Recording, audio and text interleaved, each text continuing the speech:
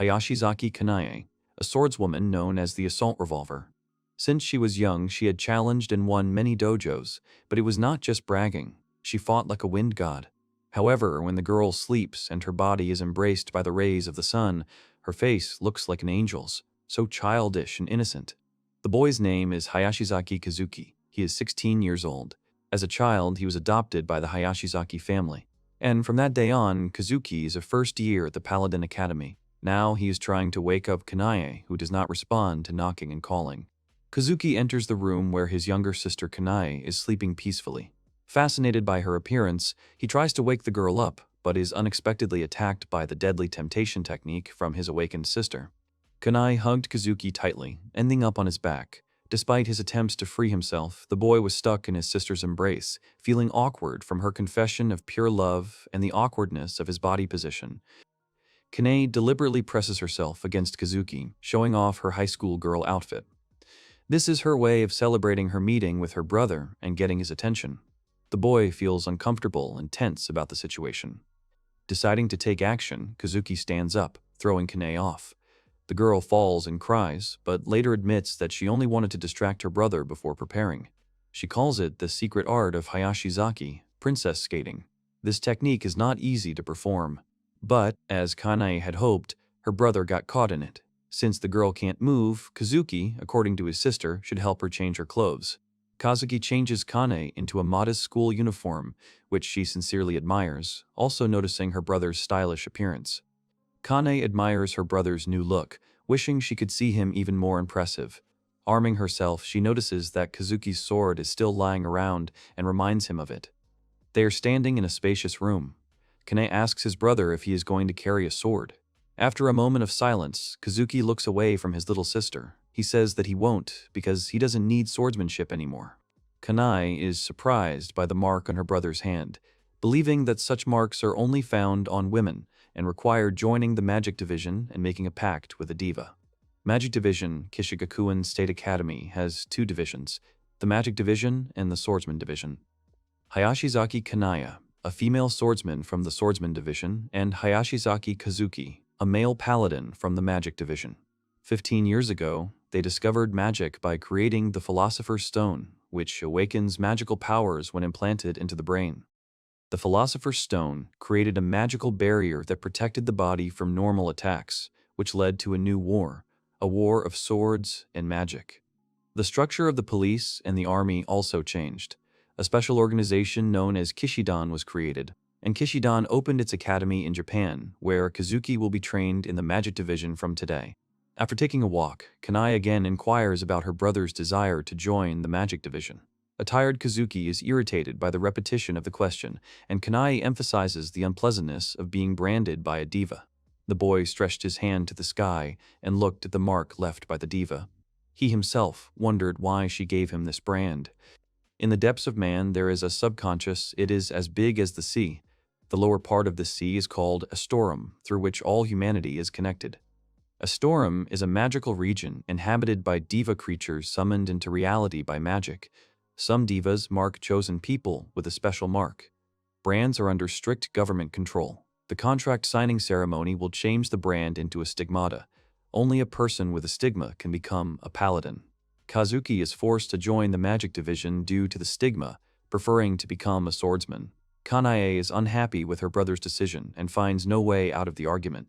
Turning to him, she screams that her brother was the only rival good enough for her. Her face turns red. She asks the boy to understand that she is not his older sister. She screams and asks him to stop addressing her like that.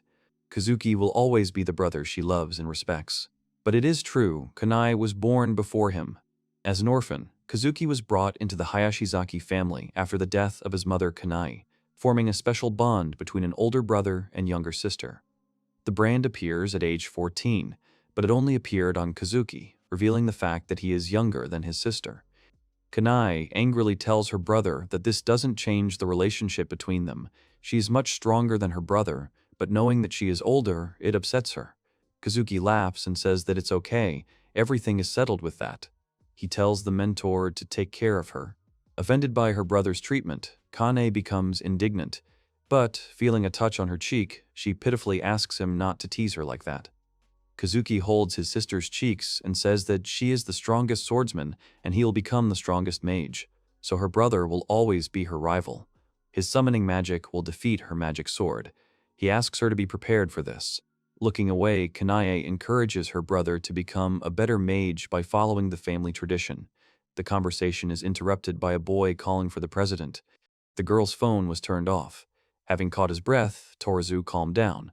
Kanae says that he is showing the newcomer around. The girl does not want him to be disturbed. Now Torizu understands. His face turned gloomy. He noticed the boy was wearing a male uniform of the magic division, so the rumors were true. The president praises his strong younger brother, causing confusion among those around him. Kanae then seriously inquires about the reason for the urgent meeting between mages and swordsmen is reported at the school. Kanae criticizes third-rank Torizu for not being able to resolve the situation on his own. Kanae apologized to her brother and asked him to call her president. Being the strongest in swordsmanship, she became the head of the student council of Kishigakuen Academy. The girl went to the scene of the incident, not forgetting to take Torizu with her so that he could show the way. Kazuki watches his sister run away. Kanae can be relied upon. So the boy lost his guide. He hopes that he can easily find the place himself. Looking at the building opposite, the boy thought that the magic division might be there. Kazuki, walking along the alley, hears whispers around him. Everything is as Torizu said. There are many rumors about him. Some of the girls think the guy is cute, and some think he is a barbarian. Some think that there was some kind of mistake. The young man has entered a scandalous place. He wonders whether he is going in the right direction or not. Kazuki wants to ask someone who does not know him.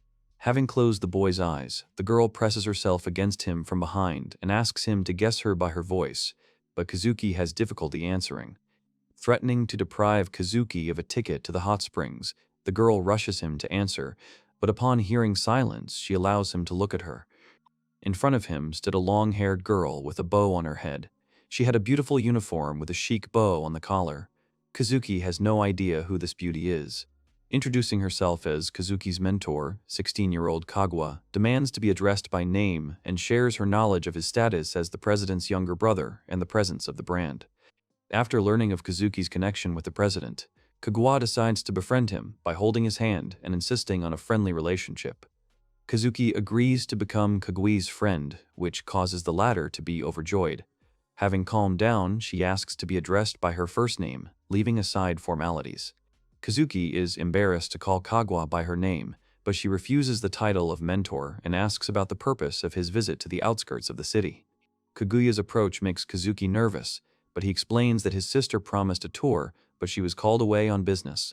An inspired Kagwa takes the initiative, leading Kazuki to Sol Sil's castle, ignoring his initial interest in the magic department. The beautiful Oni-san holds his hand. It soothes his wounded heart. His mind, his intellect, is now calmer than Gandhi. A bell interrupts Kagwa's fun, changing her plans. Taking Kazuki's hand, she hurries to the fountain square for the opening ceremony, hoping to avoid the consequences of holding hands together. National Night Academy, Fountain Square. The Magic Division's entrance ceremony is about to begin. The host welcomes all new students. Kazuki stands alone among the girls. Kagwa left him as soon as they reach the fountain square. While the guy is thinking about what to do with his new girlfriend, the host announces that the student council president will now give a speech. Otonashi Kagwa's true identity is the student council president. Realizing the power of Kagwa, the president talks about the phenomenon of carcinoma, an invasion of magic and creatures from Ostrom that turn the familiar world of myths and legends upside down. 7 countries, including Japan, America, Russia, and China, have obtained magical powers from ancient legends as they continue to prepare to defend themselves from threats from the outside world. International and domestic conflicts over illegal magic usage have escalated, increasing the number of illegal magicians. Kishidan fights against invasion, illegal magic, and carcinoma. But no one should be afraid, because everyone is here now, in a place where there is enough power to fight these threats. All of them chosen to be the 72 Pillars of Solomon, the prestigious cadets of Kishidan, the heroes of the New World. High school students experience doubt and uncertainty as they take on responsibilities interrupted by the noise of wheels. Turning to the source of the sound, fear appeared on the students' faces. On the platform with wheels was a chained dragon, which was about to break loose to devour and destroy everything around.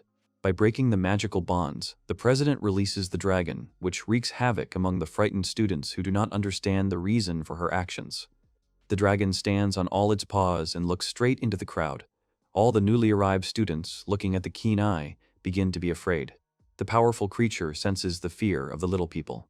He lets out an angry roar, which would make everyone run away in every direction. Shem Ha Meforash, her power, thirst for omnipotence.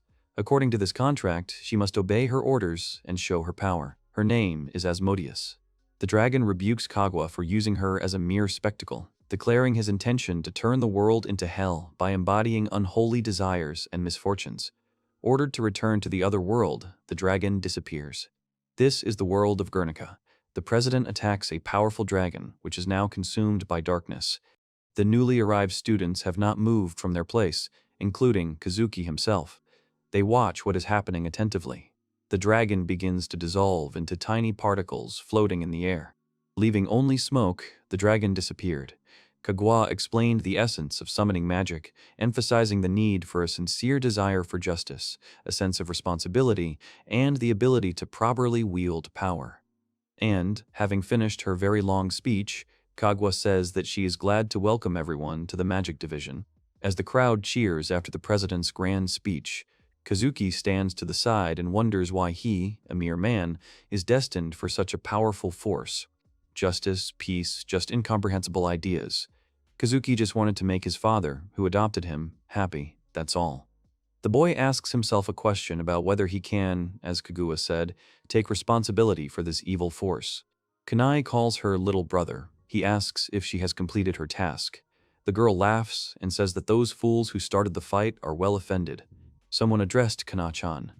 While meeting with Kazuki and Kanai, Kaguya mentioned the conflict between mages and swordsmen, noting the provocative actions of the mage apprentice. Kaguya condemns violence regardless of the initiator, warning of the risk of damaging relations between divisions. Kanae wonders why a student would choose to fight over practicing the summoning arts. Wanting to find out how long her brother has known Kaguya, Kanae leads Kazuki further, forbidding him from communicating with the girl until Kaguya joins the excursion. Kaguya says that Kazuki is essentially a student of the magic division. Kanae can't see anyone off from the magic division, so she wants to keep an eye on him. Kanae asks to hold her horses, because she has already agreed with her brother about this. The girl demands that her rival does not interfere in their personal life. Kaguya says that a student of the magic division must be accompanied by the corresponding student council president. Sister says that the fencing division is more suitable for Barut.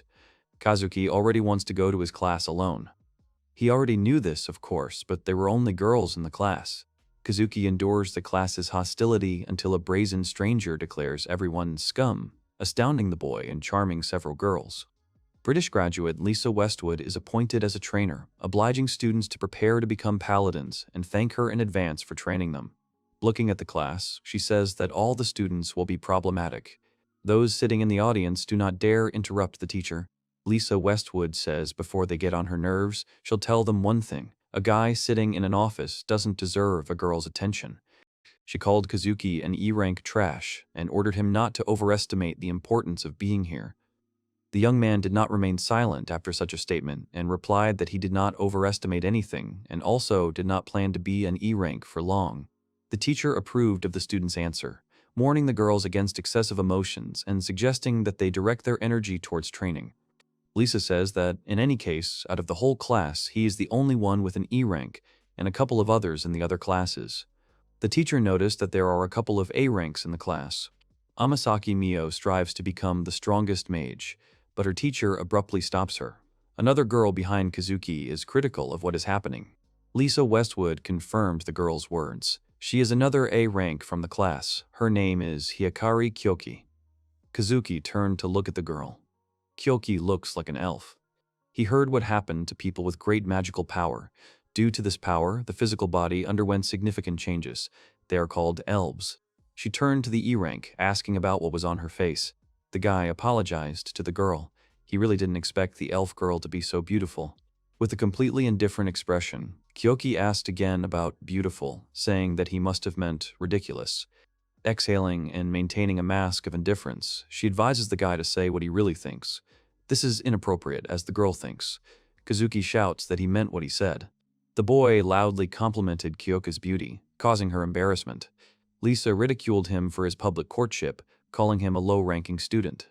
Lisa repeats to the class what Hayakari said, that the current rank doesn't matter much. When enigma turns into stigma, that will be the decisive moment. The signing of the contract with the diva will happen much later. For now, the teacher wants to start with an introduction. She named number 1. She wanted to say that, but Amasaki had already introduced herself, so Lisa lets her in. Mio asks her to wait a minute because she doesn't agree with that. Lisa Westwood says that they already know enough about the glorious daughter of the Amasaki house. The young man looks at her. Amasaki Mio noticed his gaze and turned around. Her cheeks were covered with a blush. The fair-haired, pretty Mio. The girl stood up from her desk and asked to be allowed to introduce herself again. She is the future student council president, Amasaki Mio. The girl is interested in drawing, writing books, and sewing. Her specialty, of course, magical arts. Mio waved shyly at the guy, which of course Kazuki noticed. He mentally asks her not to tell him that they know each other. The entire class is tense as Kazuki turns his head to see who the girl is waving at. The boy's behavior has made Mio very angry. After completing the introductions, Kazuki introduced himself, despite his low ranking, as someone who enjoys training, cooking, and doing laundry, and specializes in swordsmanship. Mio and Lisa criticize Kazuki's choice to study fencing in the magic division, deeming it inappropriate and questioning his decision. But compared to the Hayashizaki style taught to him by his father and Kanai, Kazuki considers swordsmanship, which requires more effort to learn, to be a more refined art. It's Hayakari Kyoka's turn. She doesn't care about anyone present. She doesn't have any hobbies or specializations. The guy turned around to ask something, but the girl barked at him to look straight ahead and not turn around to face her. Mio looks at this situation and thinks about Kazuki's words against magic and the identity of the diva who gave him the enigma. The girl thinks that he is an idiot. The contract signing ceremony has finally begun. The newcomers are once again greeted by the student council president, Otanashi Kagwa. She announces that the students will now sign contracts with the divas. Lisa explains that now everyone will make a subconscious journey to Astorum and go beyond the identity gate. There, they will meet the diva. The process from them. The student will facilitate the 4 steps of summoning and will be able to become a real magician. The process of summoning, confirmation, order, targeting, activation. Lisa warns the newcomers about the difficulty of searching for a diva in Astorum, viewing the upcoming ritual as a serious test. Amasaki Mio is called first. Everyone is watching this closely. The ceremony is conducted by the president of the student council of the Magic Academy himself. Access. Order.targeting. I know your name. The diva's name is Phoenix, a poet and a magician. The girl is enveloped in smoke that resembles flame. The clothes burn right on the body without causing any harm. Mio says that the diva is a songbird with a sweet voice that plays with consciousness. Another form appears on her body. Kazuki notices that it is a battle dress given to the chosen ones of the divas. He observes this process for the first time. As the president continues his speech, Amasaki Mio is shown wearing a dress that is assembled from tiny particles in real time. Descarteo Bridge X Phoenix. After the ritual, Mio gains the ability to perform a level 1 summon, but is immediately stopped, warned against immediately summoning after deep penetration into Astorum. After receiving the spell, Mio is freed from further connection to Astorum. Returning to her normal form, she is embarrassed by her teacher's congratulations. The boy angrily reasons about it. Just like Mio said in class, she just went and made a contract with the diva. Looking at her and remembering her face, he wonders if they have met before. A voice pulled him out of his thoughts. Mio, laughing at the boy, calls out number 14, Hayashizaki Kazuki, and asks him to step forward. The boy, in turn, responded and did as he was told, standing with his back to Mio. Then he realized that something was wrong. Amasaki got angry about it. Kazuki met with Kagwa. She reminded him of his sister's words, about the feud between mages and swordsmen. Kagwa believes that swordsmen and mages will not work together, covering each other's weaknesses. That way, they will never reach their true potential. Although no one listens to Kagwa. Looking at the boy, the girl says that he, a swordsman, can change this in a magic school. Kazuki, finding himself in a storeroom, thinks about the future diva who can change his life. Having received an offer to accept the power of transformation, he confirms his readiness by opening his eyes. Kazuki, although unsure about using force, is willing to commit himself completely to the contract with the diva, putting his own life on the line. The silhouette of a diva appeared. He makes a contract with the boy with a kiss. Kazuki didn't expect it, nor did anyone else. Kazuki will erase cautiously. Kaguya sees that the boy has summoned the girl. Amasaki Mio is completely disappointed by what she saw. Kazuki feels the warmth of the summoned girl's lips. His enigma has turned into stigma. After that, they fell to the ground. The diva, sitting on the guy, says that the contract is concluded. Confused, Kazuki wonders if this girl is really his diva. The guy turns to her and she calls out. Kazuki tells her that the girl is sitting on him without clothes. Jumping off quickly, the diva ran somewhere in search of clothes. A complete commotion began. The girl standing next to her does not understand why Lima is jumping around without clothes and giving her his clothes. Looking at the girl who gave Lima the cape, he recognized her as Asmodeus's Descartes Bridgex. She shyly asks him not to stare at her. Seeing the girl dressed in Descartes Bridgex, Kazuki blushes and turns around. Realizing that his own costume is missing, he is at a loss. Lisa asks Lima about her affiliation with the Pillars of Solomon and the powers she has, but the diva denies having any powers, leaving the teacher confused. The diva yawned and said that she didn't understand anything, but really wanted to sleep. Having said goodnight, the diva fell to the ground. Kazuki yells at her to wait a minute. She changed his life. Does Lima know it? He wants to know why she gave him this enigma. Lisa Westwood asks the boy to stop. The boy tells the professor that he needs to know, but the girl doesn't mean that. Drawing the boy's attention to the diva, the teacher says that she is already asleep.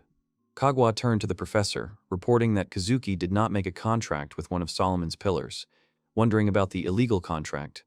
The professor replied that they would discuss it at the meeting. In the meantime, the diva would be taken to the medical room. It was Hayakari Kyoka's turn. Her diva name is Descartes Bridgex Vaparl. After the contract was fully concluded, the dust around her cleared, and the rest of the students began to applaud her. Lisa Westwood watches this, realizing that the successful contractees are in this class. Amasaki Mio, Hiyakari Kyoki, and Hayashizaki Kazuki. There are only 3 of them.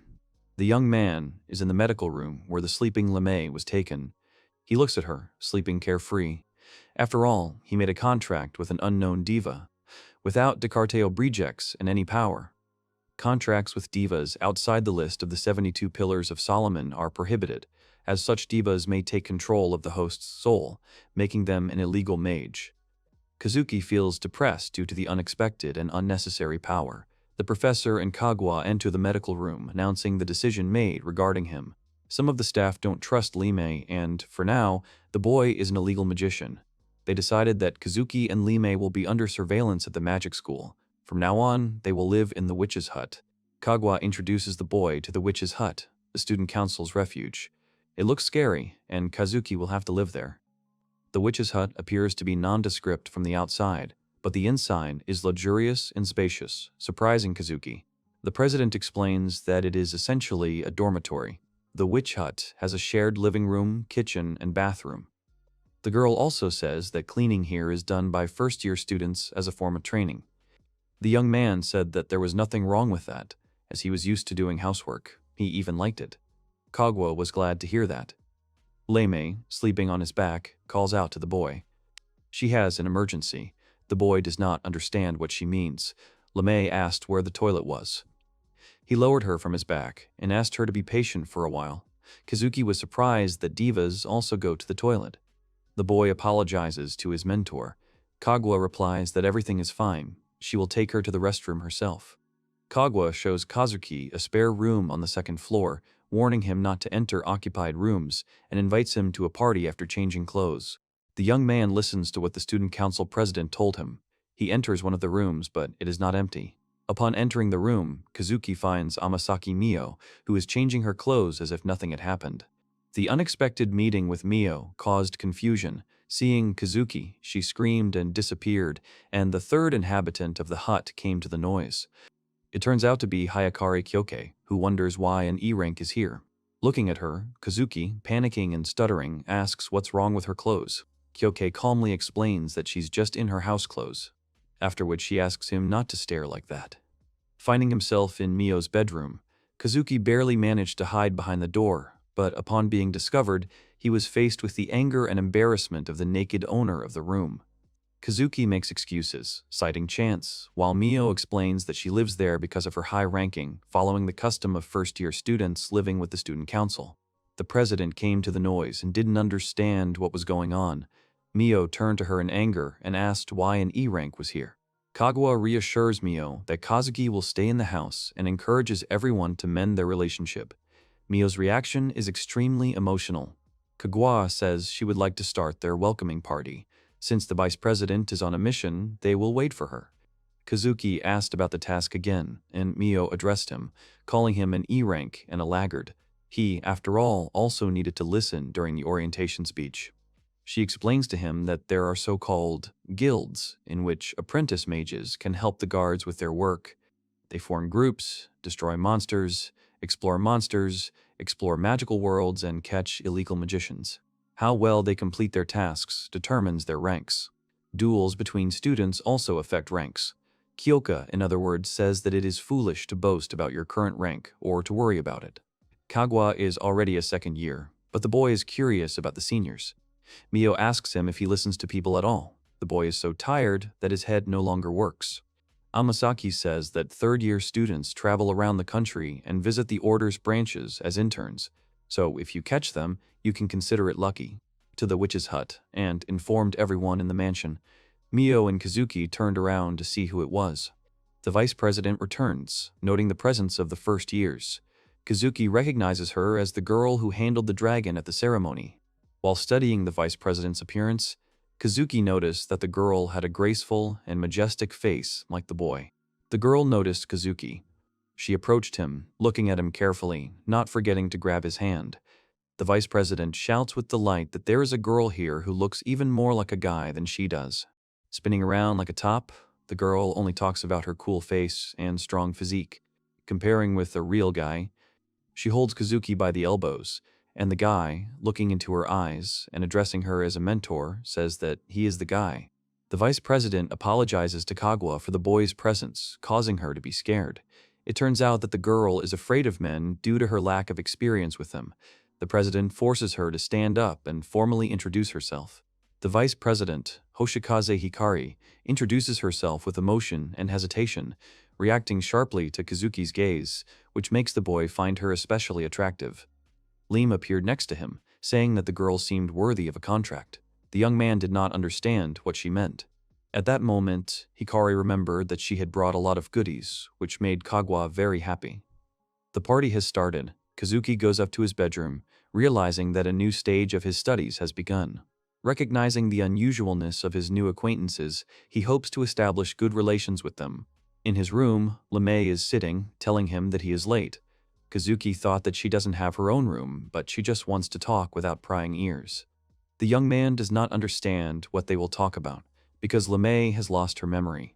This is true, but Lemay has vague memories of who she is and what her mission is. First, as her contractor, Kazuki must learn who she is. Lemay's real name is the Lesser Key of Solomon, Lemegeton, the demon god who rules over the 72 pillars. Kazuki is dumbfounded by what he heard.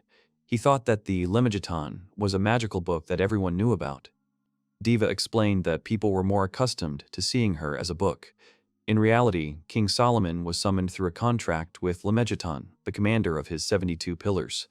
This is the power of Lemay. Lemay's magic is Gotia. Gotia is a medieval ritual for summoning demons. The pillars that support the academy possess all 10 types of magic, 720 in total. Unimaginable power in Kazuki's hands. Lemay states that Kazuki must conquer the hearts of the people, similar to his control over Solomon's pillars, or else his power will be useless.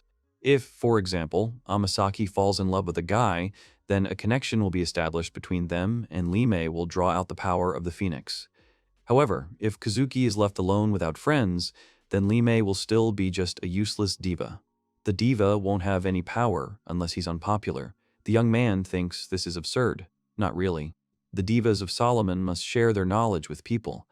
and when the branded magicians come of age, they will need someone to manage them.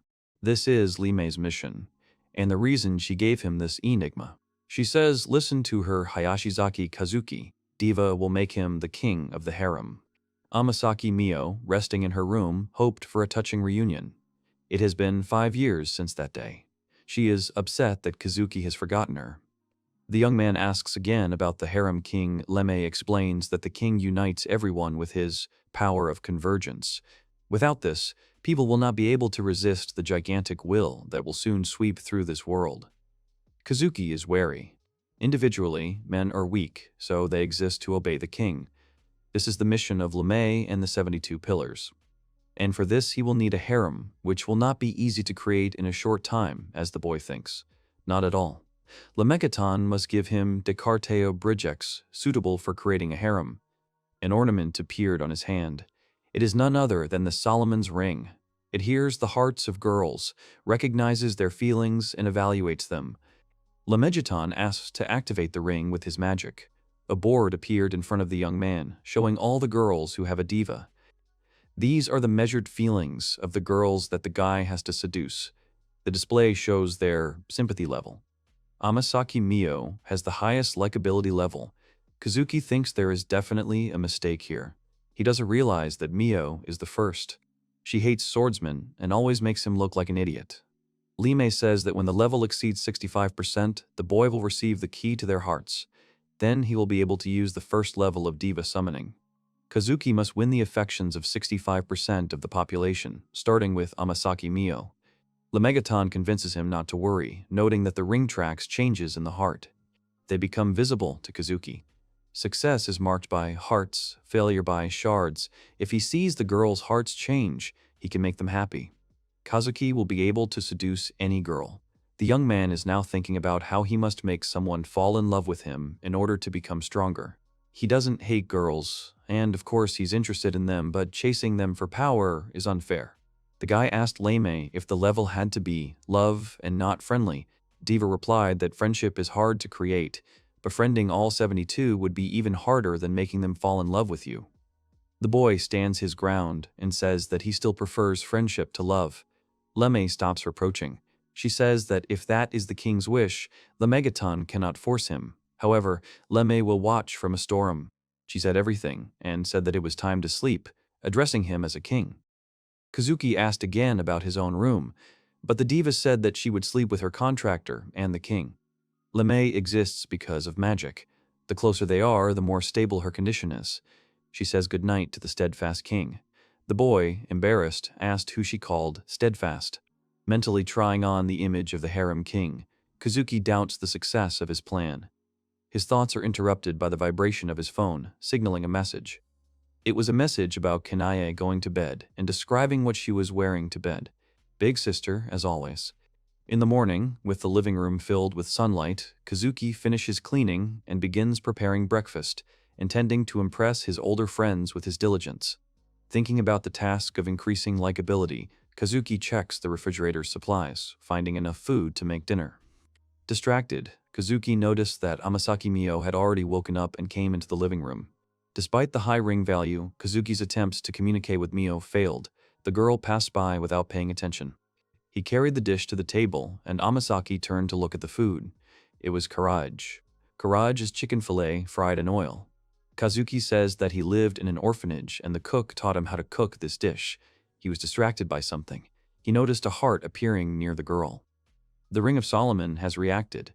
This is the power of Descarteo Bridgex that Lemay spoke of. Looking closely at the ring, Kazuki wondered why now.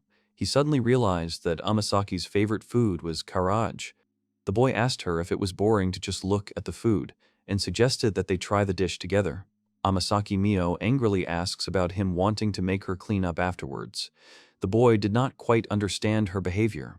Mio, citing the difference in rank, refuses to help Kazuki, stating that his job is to serve her, which causes the boy's displeasure.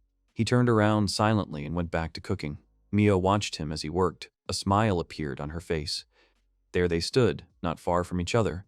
While Kazuki was diligently preparing the next dish, Amasaki stood behind him and smiled. The women praised the delicious fish, assuming that Kazuki caught it himself. After learning the truth, they highly appreciate the quality of the dish and the skill of the young cook.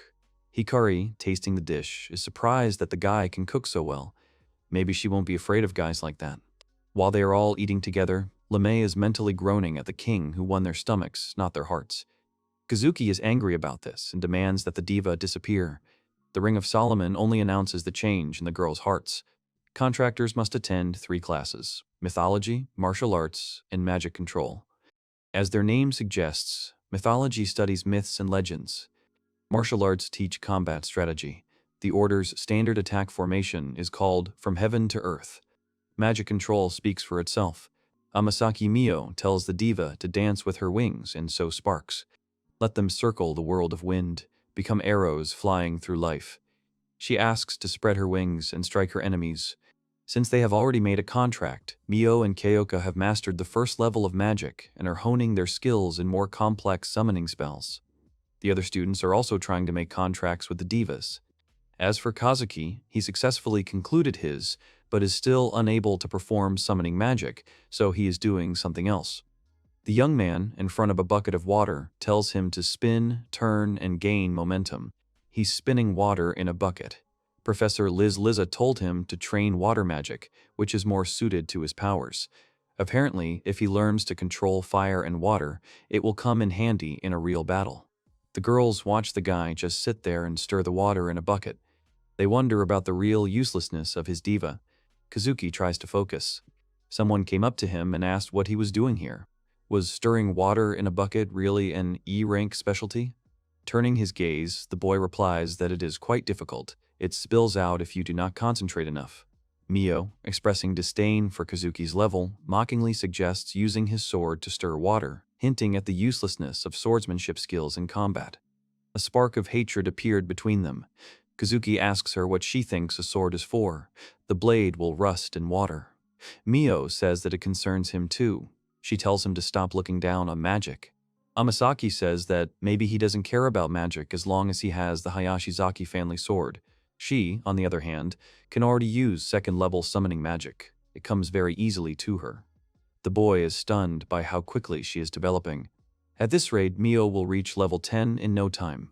She proudly says that while the boy is playing with water, she will be cultivating with Phoenix. She will cause an explosive fear in all the illegal magicians around the world and become a national heroine. Kazuki asked about explosion. She's about to leave to train further. Come to think of it, the boy is far behind her. Amasaki finds it a little strange. Watching her go, Kazuki asks himself what she meant. In any case, starting tomorrow, on weekdays, in addition to housework, the young man plans to also train in magic. Lemay, eating courage, says that she has heard of it. She greedily eats these pieces of fillet one after another. It is very tasty to her. This is the joy of life in the mortal realm. Amasaki Mio proudly says that she hasn't eaten plebeian food for a long time. Such meat will never appear on the Amasaki family's dinner table. She has to condescend to acquire an E-rank servant. Kazuki smiles silently as he listens to Mio's comments and Lemegaton's advice, wondering why they always gather around the table, even to the point of the spirit appearing specifically for the sake of food.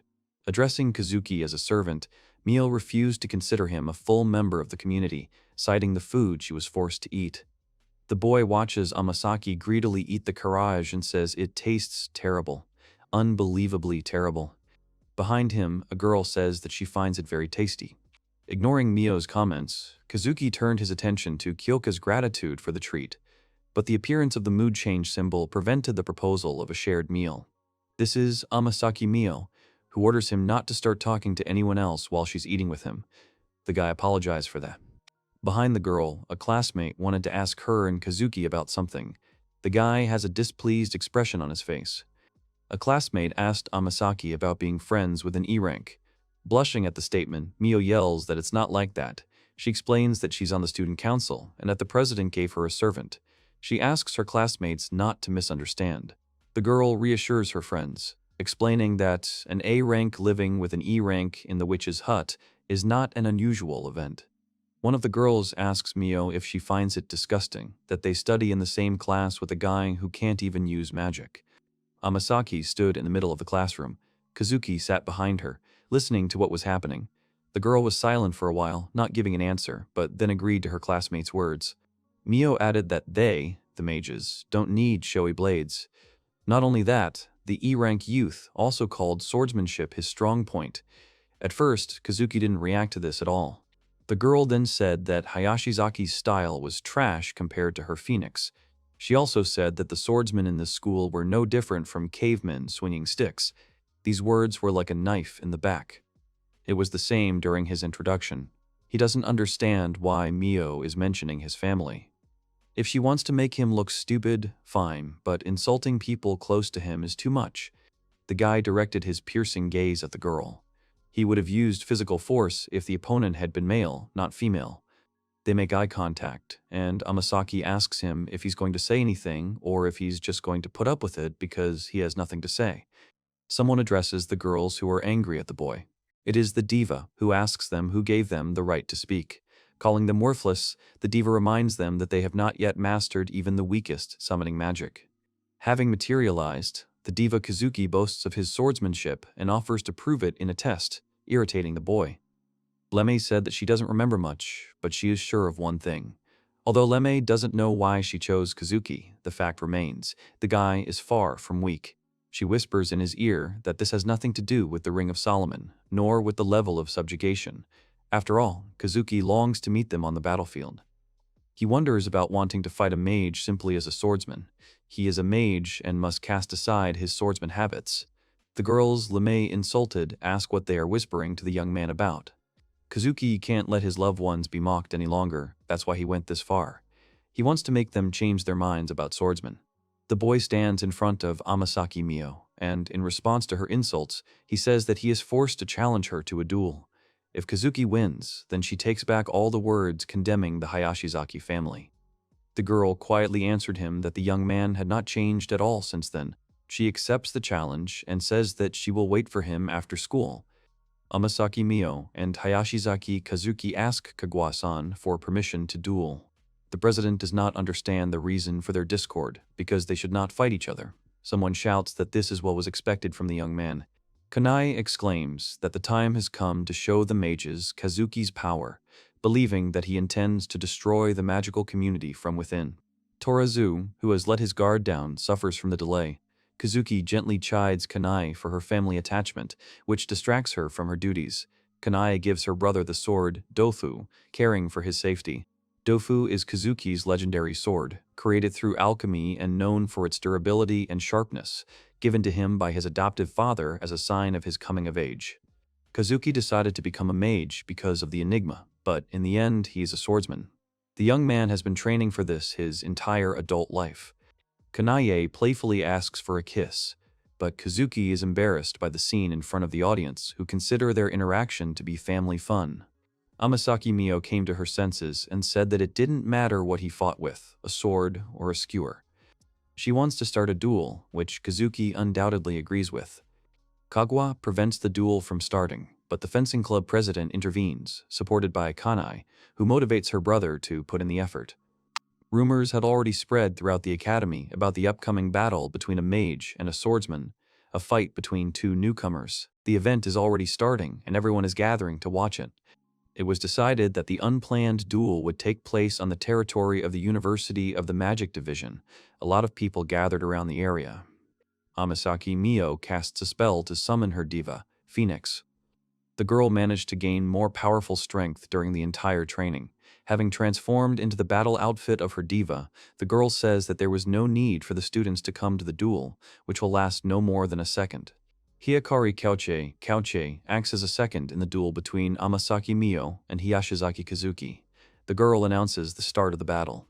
Kazuki estimates the distance between him and his opponent. They are 50 meters apart. On command, Kazuki quickly rushes forward, astonishing the audience with his speed, while Kaguya studies his tactics. Despite being a master swordsman, this distance is more than enough to summon. Mio activates Barret. Kazuki sees this attack and easily dodges it. The girl does not understand how this is possible. For the boy, it is simple. Kasex is a nickname Kazuki received when he was a swordsman. Kanae tells this fact to Kaguya. Mio thinks the guy is joking and activates Barret again. The sister explains that the ordinary swordsman EI can predict the enemy's intentions and movements. Hayashizaki's style is able to read the flow of magic.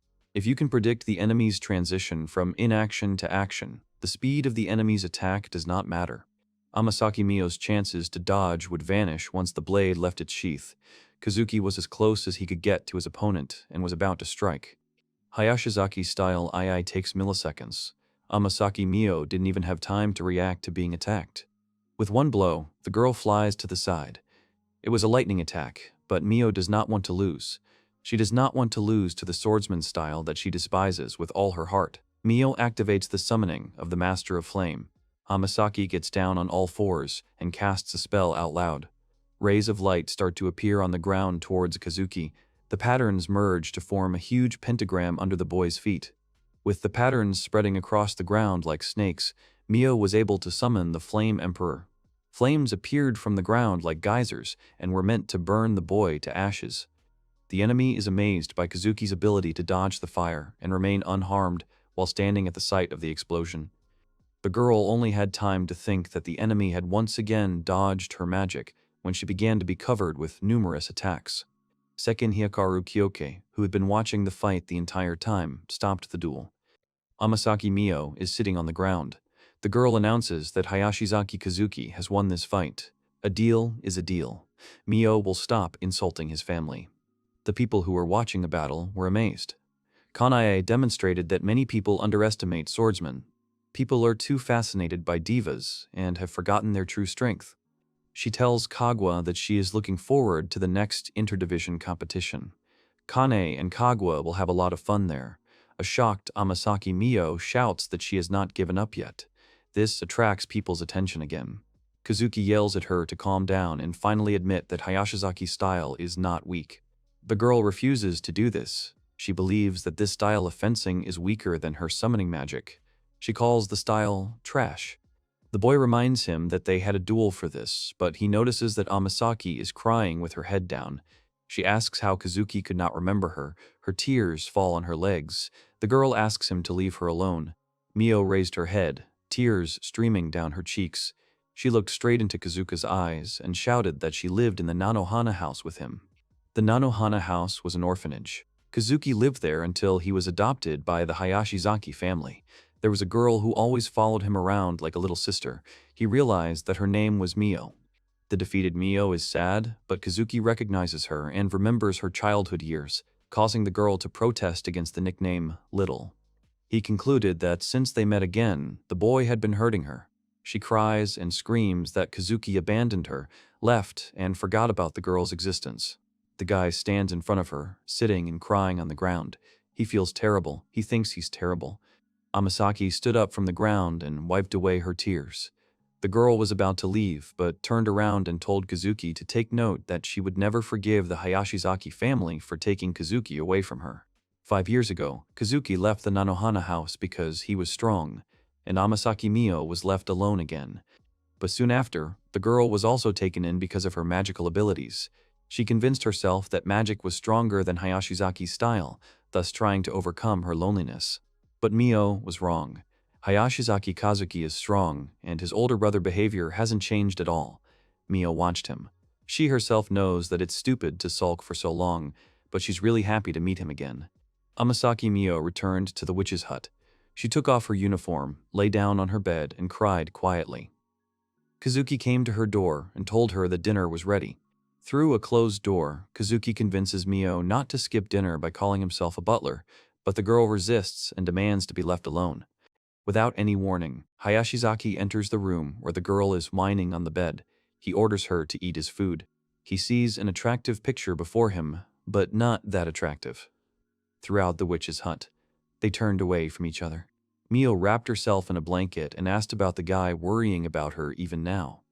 Kazuki turned around and said he was worried. He really couldn't let her miss dinner. Amasaki thinks that the boy still cares about her. The girl says that she is still angry with him, so she does not want to eat his cooking. Then Kazuki suggests another option. He is willing to become her servant again, as before. Mio thought about it. She reminds him that she lost the duel with him. Kazuki bows and addresses Amasaki as his mistress, informing her that the servant has prepared the meal and asks her to get dressed quickly. Mio blushes as she watches this. She turned away and said that nothing could be done and that she was not angry with him at all. She was his mistress now. Kazuki raised his head and smiled. The girl added that she would reward her servant for his loyalty to her. The guy sighed in relief, but the next moment, Amasaki Mio turned to him with a gloomy face. Pointing her finger and embarrassed, the girl says that Kazuki is still his humble servant and will remain so forever. She forbids him to leave her again. The next day, Amasaki Mio prepared Hayashizaki's bento. Even though he is her servant, she lost to him yesterday. Opening the bento, the boy noticed that the dish was courage.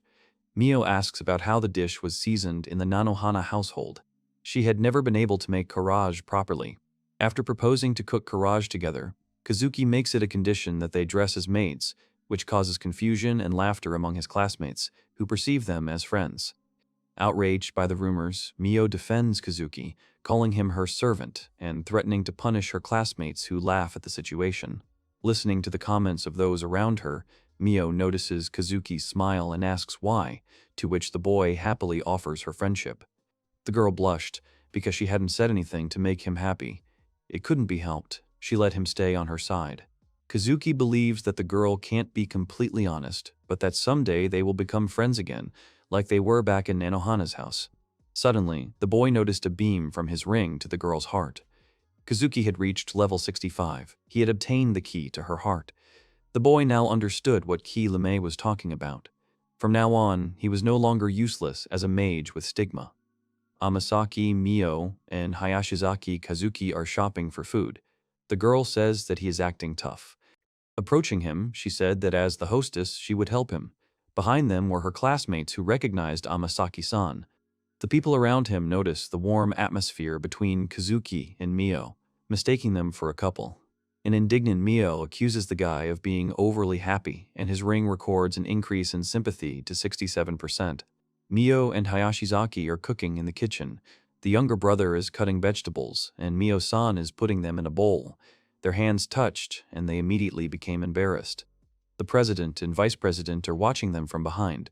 From around the corner, Kagwa thinks they look like a newlywed couple. Hikari thinks it's cute since she wouldn't turn down something like that herself.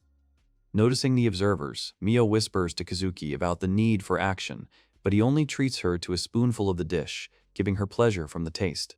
Amasaki shouts that he will call the dish Golden Mayo Saga Curry. Kazuki thought about how the dish for others would be a little sweet. He turns towards the doorway and calls out to Hayakari Kyoka. The girl peeked out and asked what was wrong. The boy offered to try the curry and held out a spoon. Kyoka said that Kazuki shouldn't make it just for her. He holds a spoon with curry and waits for her to try it because he wants her to like it too. Kyoka agrees. She said that the curry was a little sweet, although the taste was very good. The girl smiled. Kazuki said that he would add more spices with chili peppers, but for him and Amasaki Mio, he would leave everything as is. Mio's joy at sweets increases her sympathy towards Kazuki. Kazuki appears and announces the upcoming inter-division competition. It is a grand event where the magic and fencing divisions engage in demonstration duels for the entertainment of newly admitted students and ordinary citizens. The student council president announces that the divisional competition will begin next Sunday and they need to choose one newcomer. Amasaki Mio wanted to volunteer, but Kagua stopped her, saying that the girl had already participated in a duel. This time, Hayakara Kyoke would go.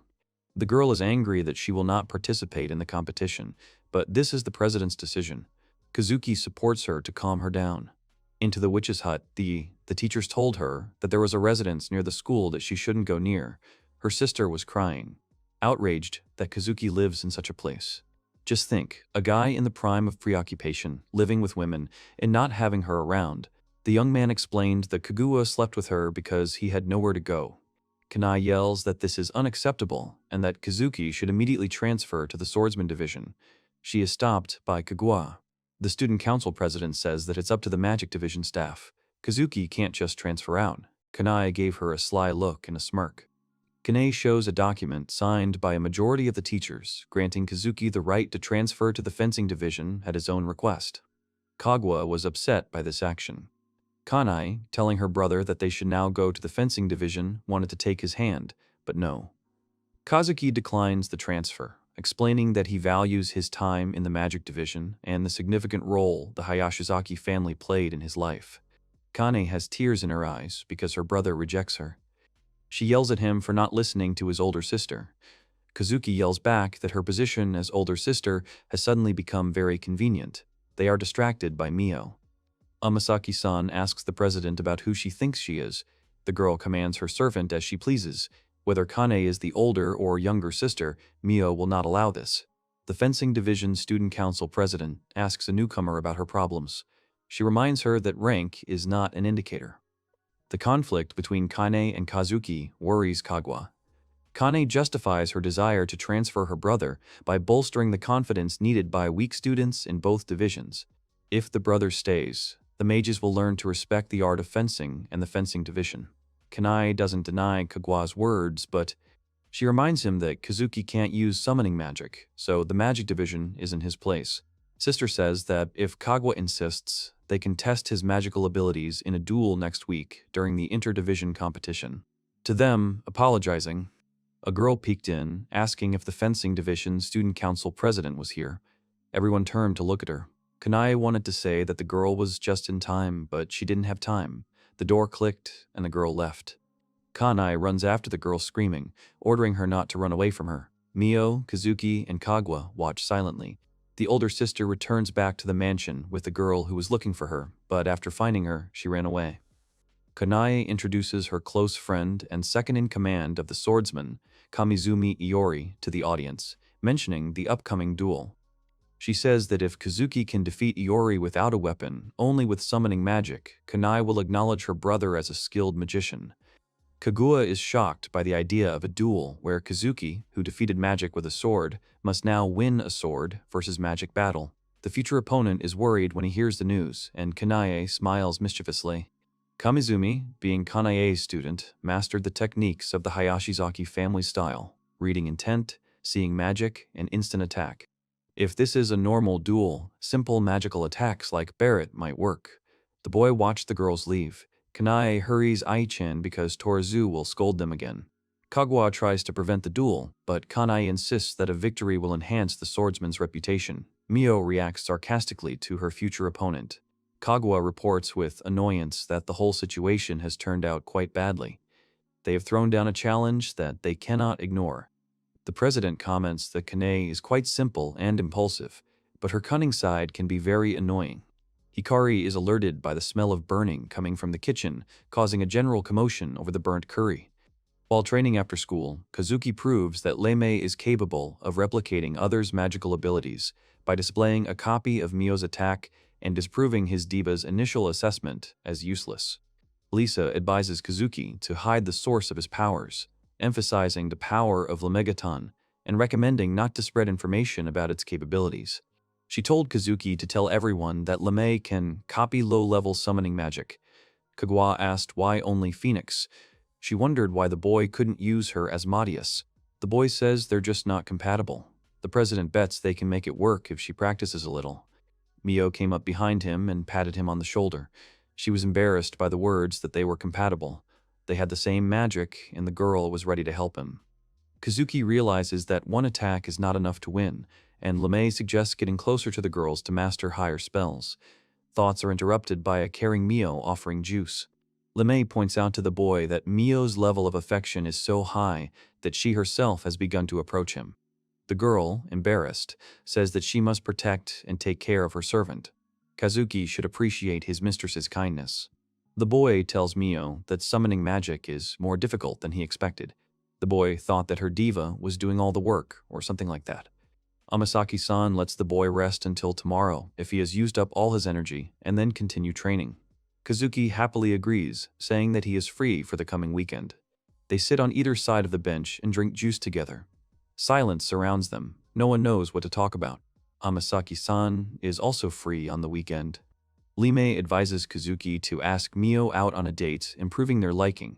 Kazuki awkwardly asks the girl about her food preferences and suggests going to a restaurant, causing her great embarrassment. Skull appeared above Amasaki's head, indicating major changes in the girl's heart for the worse. LeMay called the king an idiot. Mio snorted at his words, asking why on earth she should keep him company. Kazuki reminded her that the girl herself said that she also had nothing to do on the weekend. She asked why the girl should hang out with him in her free time. Although, if he can come up with a better reason, Mio won't mind. Kazuki asks to let him think and starts going through the options. The price for defeat is the cost of dinner, and Kazuki, trying to make up for his past mistake, promises to fulfill any wish of Mio, provoking a discussion about a possible date and increasing the guy's embarrassment. He turned away, saying that he wanted to be friends with Mio, like he had been back then. Embarrassed, Mio agrees to go on a date with Kazuki, understanding his persistence and agreeing to support the game. Mio firmly states that their meeting does not count as a date until Kazuki, while exercising in the park, attracts the attention of an unseen observer. The mysterious figure was on the roof of the house. No one noticed it. This man is happy that he finally found Kazuki. Amasaki Mio takes a relaxing shower. She remembers Kazuki's words about friendship and laughs, saying that nothing can be done about brotherly love. She will play with it all day. Hayashizaki is standing near the fountain. Mio hasn't arrived yet. The girl said that she doesn't want the mentors to spy on them, so they decided to meet somewhere else. While the guy is thinking about this, his cheeks are flushed. He realizes that he is a little nervous before the meeting. A girl called out to him. It was Amasaki Mio, apologizing for being late. The boy likes the way the girl looks. The guy looks just below the eyes. The girl thought he was looking at the feather and said that the decoration suited her phoenix very well. He has a diamond eye. Pointing her finger at Kazuki, Mio yells that he is dressed too casually. But it's well put together. A fashion magazine would be very useful right now. The young man says that the girl has some kind of obsession with making strange associations with food. She reminds him that this is not a date. Kazuki is just accompanying her like a princess for the day. Mio shouts that it's time to move. A man's worth is determined by the shops he chooses. Kazuki steers her in another direction. Amasaki yells that he's escorting her incorrectly. He doesn't know how to do it correctly, and Mio demonstrates. First, he must offer her his hand. Noticing Kazuki's nervousness, Mio teaches him proper gentlemanly behavior by placing his hand on her waist. Mio laughs at the boy's blush becoming even more intense. Kazuki counterattacks and says that the girl herself has a face like a tomato. Their Tokyo district, destroyed by mages and reborn as an alchemical center, is known for its many shops and workshops, becoming a world leader in alchemy and a government base. However, some parts of the city are still in ruins, and trouble awaits those who turn into a dark alley. In these places, members of the Order and students of the Magic Division or anyone with a stigma become targets of illegal magicians, the so-called stigma hunt. While they're having fun here, maybe Kazuki didn't take the sword for nothing. Mio scolds the boy for looking back all the time and not performing his function properly. As they passed by the alley, Kazuki noticed a kitten and they looked at it. Mio meowed like a cat, but then fell silent. They looked like two tomatoes again. Amasaki said she was joking, but Kazuki thought it was cute. They had dinner at a restaurant. The young man visits restaurants on weekends for his pocket money. He wants to improve his cooking. A waiter approached them with a special offer for couples. Kazuki said that they were interested in it. Mio was fed up. She exclaims that they are not a couple, but the guy offers to become her for a free special cheesecake with cream. The cake only comes with one fork, and the icing says the girl is writing a message in syrup and feeding it to her boyfriend while saying, "Open your mouth." The waiter asks Amasaki to show her true feelings. Mio draws the word, "fool," on the cake. The waitress thought it was some kind of emotional display. Now Mio has to spoon-feed him.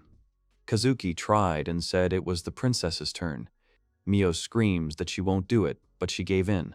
The young man scooped up some cake with a spoon and asked Amasaki to open her mouth. The girl blushed in embarrassment. They spent time in the restaurant, and it was time to leave. The girl came out happy and grabbed Kazuki's hand herself. They went to a clothing store. They tried on different outfits and jewelry. The level of sympathy became higher and higher each time. The boys lost track of time. It was already quite late. The princess's escort was already ending.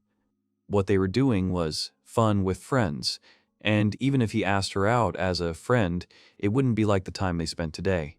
Kazuki wanted to tell her something, but the girl asked him to wait a little. As she ran away, she ordered him not to move away even a step. Kazuki notices the pursuit and the disturbing atmosphere of the area. Then a girl quietly runs up to him, dreaming of having a private conversation with him. He turned around. The girl thought that she shouldn't disturb the couple and asked about their relationship. If they were dating, she would be upset. It was Oni. Fearing a trick, Kazuki cautiously approaches the girl, whose appearance matches his childhood memory except for the hair color, holding back the rush of feelings. The girl noticed Mio's return. He asked her to wait a second and told her real name. The girl's name is Kaya. Amasaki returned, clutching a small bag. Her joy was interrupted by Kazuki asking about the Nanohana house. Mio hadn't been there since her adoption. The guy said that he had just met Kaya, but she had silver hair. Amasaki-san is shocked. She remembers her with black hair. Perhaps the boy imagined it. The girl he met did not look like Kaya at all. He was interrupted from his thoughts by Mio, who held out the gift. She said that he could open it now. Inside was a ruby silver, the latest thing. After all, Kazuki could use Phoenix magic too. The girl reached out to him to fasten the ornament on the guy's neck. Kazuki looked away. Now there was a similar feather on his chest, like hers. The girl allows him to thank her if he wants, and asks for a reward, hoping that he will give it to her. They both want to apologize. Kazuki, smiling, asks to be allowed to accompany her some other time like today. The girl's sympathy reaches its peak. Kazuki realizes the depth of his own feelings, gently touching her shoulder, causing her emotions to intensify. Kazuki picked up the girl and jumped away from the boulder that landed on the spot where they were standing. This is not ordinary magic. Hayashizaki Kazuki realized that this was an illegal magician, or more precisely, a stigma hunter. Amasaki Mio, Charlotte Liebenfrau, and Hayashizaki Kazuki found a divine blade in a dungeon, a sacred weapon that possesses powerful magic and is capable of causing strange phenomena by drawing on the power of its owner. Since this divine blade originally belonged to the temple, it most likely turned into a sacred weapon when magical powers filled it. When touched, the blade begins to absorb magical powers. Mio suggests that this blade might be somehow connected to one of the Japanese legends and, as a test, suggests seeing what it is capable of. Hayashizaki Kazuki wanted to start the inspection, but someone stopped him at the door, saying that the acquisition of personal sacred weapons was strictly prohibited. The girl and her partner demanded that the guy hand over the blade to her personally. The guy was surprised by the level of the order's envoys and explained that he intended to hand over the sword along with the report. The girl brazenly snatched the blade from Kazuki's hands and barked something about a swordsman who was a child and possessed a sacred weapon. Turning around, the brazen girl told her partner, named Kandu, that they were leaving. The three boys followed the pair in silence. Amasaki Mio indignantly shouts that they shouldn't be so impudent. Lotte shouts that such charlatans will never become as strong as Kazuki. The young man, in turn, suggested leaving everything as it is and moving on. However, Kazuki says quietly, it was precisely because the sacred weapon was a sword that he wanted and had to do this. Charlotte Liebenfrau, Amasaki Mio, and Hayashizaki Kazuki fight fair and square against various monsters to clear the area of evil. The boys are done. All the enemies are defeated, and the natural scenery is almost restored. This dungeon is completely cleared. Amasaki is happy about this because they were able to complete their task. That's it. Kazuki seems to have used up all his magic power, although he still has some left. The mentor said that they have a pretty good team. If the guys continue like this, then maybe they'll be given other tasks. Charlotte sat down to rest, causing concern among her colleagues. Mio and Hayashizaki were worried, but Liebenfrau explained that everything was fine. The girl simply got tired quickly because she had spent her entire life in bed. Kazuki offered to carry Lotte, which she happily agreed to.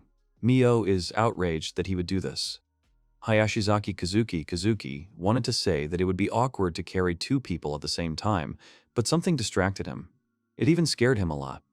Mio noticed the strangeness on the boy's face, who suddenly shouted about feeling a huge flow of magic. Amasaki also felt this flow, and Kazuki was confused about where so much magic came from, thinking that the area had already been cleared. It was a blonde female knight. She noticed that the team had cleared the dungeon, meaning they had enough strength to celebrate. The mysterious stranger began to chant a spell. She possesses cleansing magic. The magician rushed towards the kids, and Hayashizaki Kazuki shouted for the girl to fight the enemy. The boy asks why she, a German knight, is attacking them. She screams that he is pathetic, although Kazuki screamed that no one wants to fight her. Hayashizaki received a blow from the female knight, noticing that her strength had increased dramatically. His hands went numb from the attack. The knight asked why the boy was silent, and Kazuki responded by casting a spell. Kazuki's wall of fire did not harm the girl. She mocked the weakness of the attack and challenged the hero to show his maximum strength. Realizing defeat, Kazuki thought only about running away. Behind him, a girl's voice was heard, asking the knight what he was doing here. Turning around, Hayashizaki Kazuki saw that it was the knights who had brazenly taken the sacred weapon earlier. This pair recognized the German knight. The enemy noted that she sees people who know her. This is the Loki suppression team. The girl reported an attack on the object and sent Kondo forward. Kazuki warned the boy not to approach, but Kondo tried to attack and was instantly deprived of his weapon, thrown away by the German girl. The German girl is disappointed in the guy, deciding to kill him. To save his friend, Kazuki distracts the enemy by attacking her, but is protected by a shield. Kondo thanks him, but the hero tells him to run while he has a chance. Kazuki calls Mio to go up to level 5. The knight is surprised that he is fighting a schoolboy, recognizing his abilities. Kazuki counters that no one evaluates anyone, and reminds him that they were talking about escaping, which the knight finds amusing. If they were talking about running away, she would not hold back any longer. The rival made them prepare and began to read the spell. The girl shouted for everyone to enjoy fighting her until the very end. She calls Fjörnug, Thor's mother, to bury everyone. Kazuki was hit by a powerful energy blast, receiving serious injuries. His friends are concerned about their comrade's condition. He himself realizes that he cannot be saved and worries about his friend's safety. The explosion resulted in the appearance of a terrible giant. The frightened girl asked Kazuki for advice. The hero is amazed by the sight, recalling a similar event and seeing a mysterious figure on a tree. It was Kaya who was sitting there, smiling sweetly at him. The girl was saying that she had come to save Hayashizaki Kazuki. The giant of Muspelheim towers over the little people, showing all his power in just one silhouette. In comparison, a man looks like an ant. Hayashizaki Kazuki doesn't know who summoned him, but if he creates a moment to escape, it will be a winning chance. He yells at Amasaki Mio to start casting the spell. The boy's partner began to read a spell, mentioning the phoenix. The young man rushed away from the German knight, who was furious that the boys still wanted to escape. Mio and Kazuki grow phoenix wings. Taking Charlotte in their arms, they fly away, repeating that they need to escape immediately. The German girl tries to stop them by screaming. The German woman deflects a blow from the Muspelheim giant's fist with her sword, finding herself in a critical situation. Cursing her opponents, she casts a spell. A huge Viking appeared behind her, holding a warhammer in his hand. She has no intention of giving up and running away in the same way. The giant Muspelheim, uttering shrill cries, was about to strike, but missed. The girl easily dodges the slow blows. In her hand was a hammer, which is supplied with a huge amount of energy. The German knight towered over the giant and shouted for him to taste it.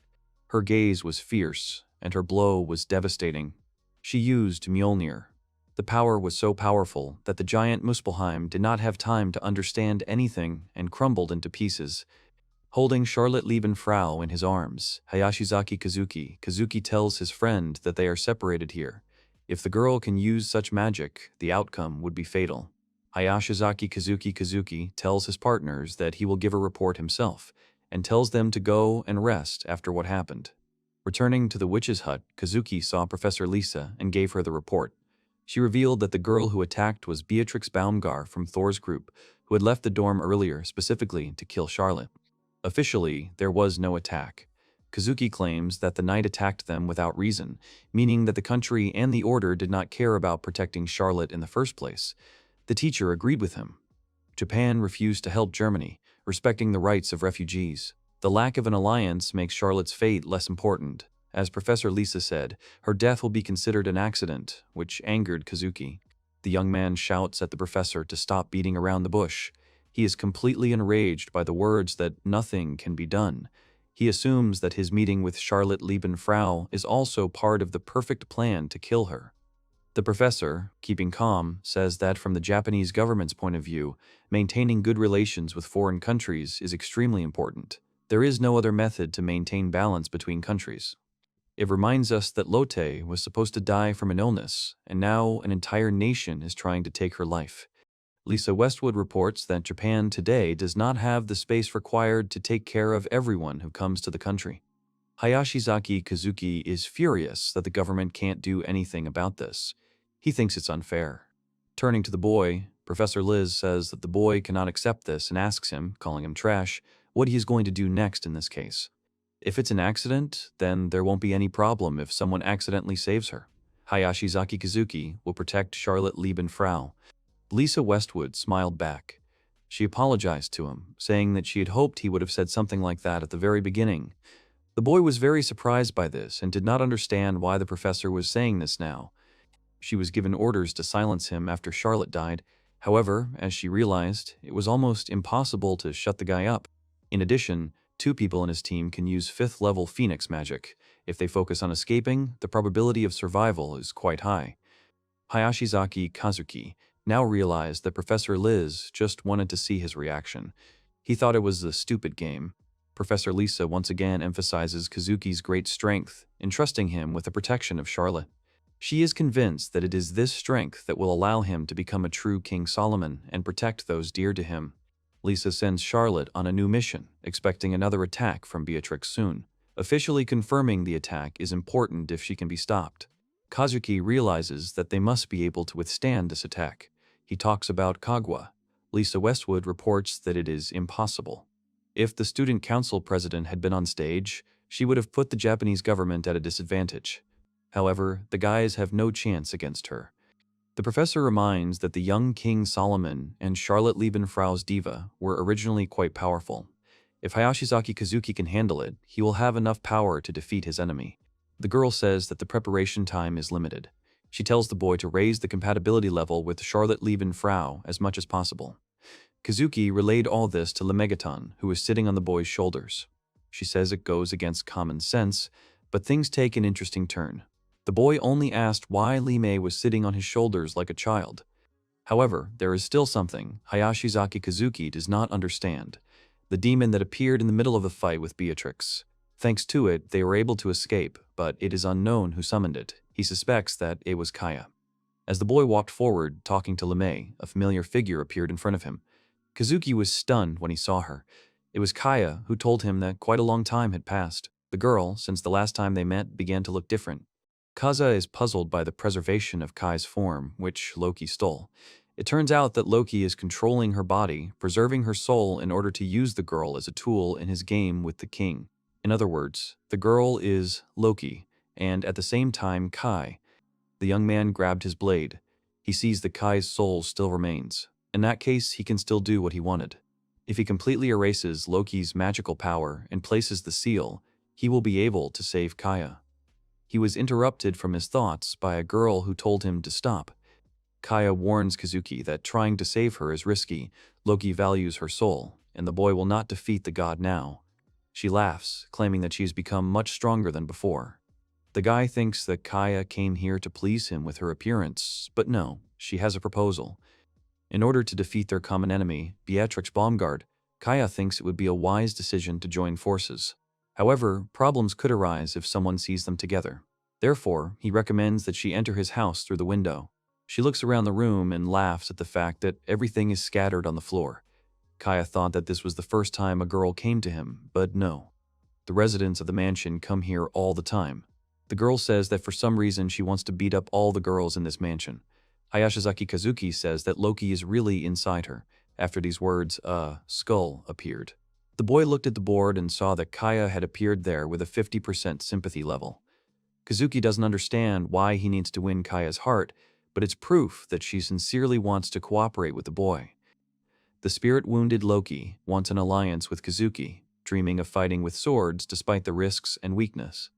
Kaya finds the idea absurd. Hayashizaki Kazuki angrily replies that the only abnormal one here is the girl.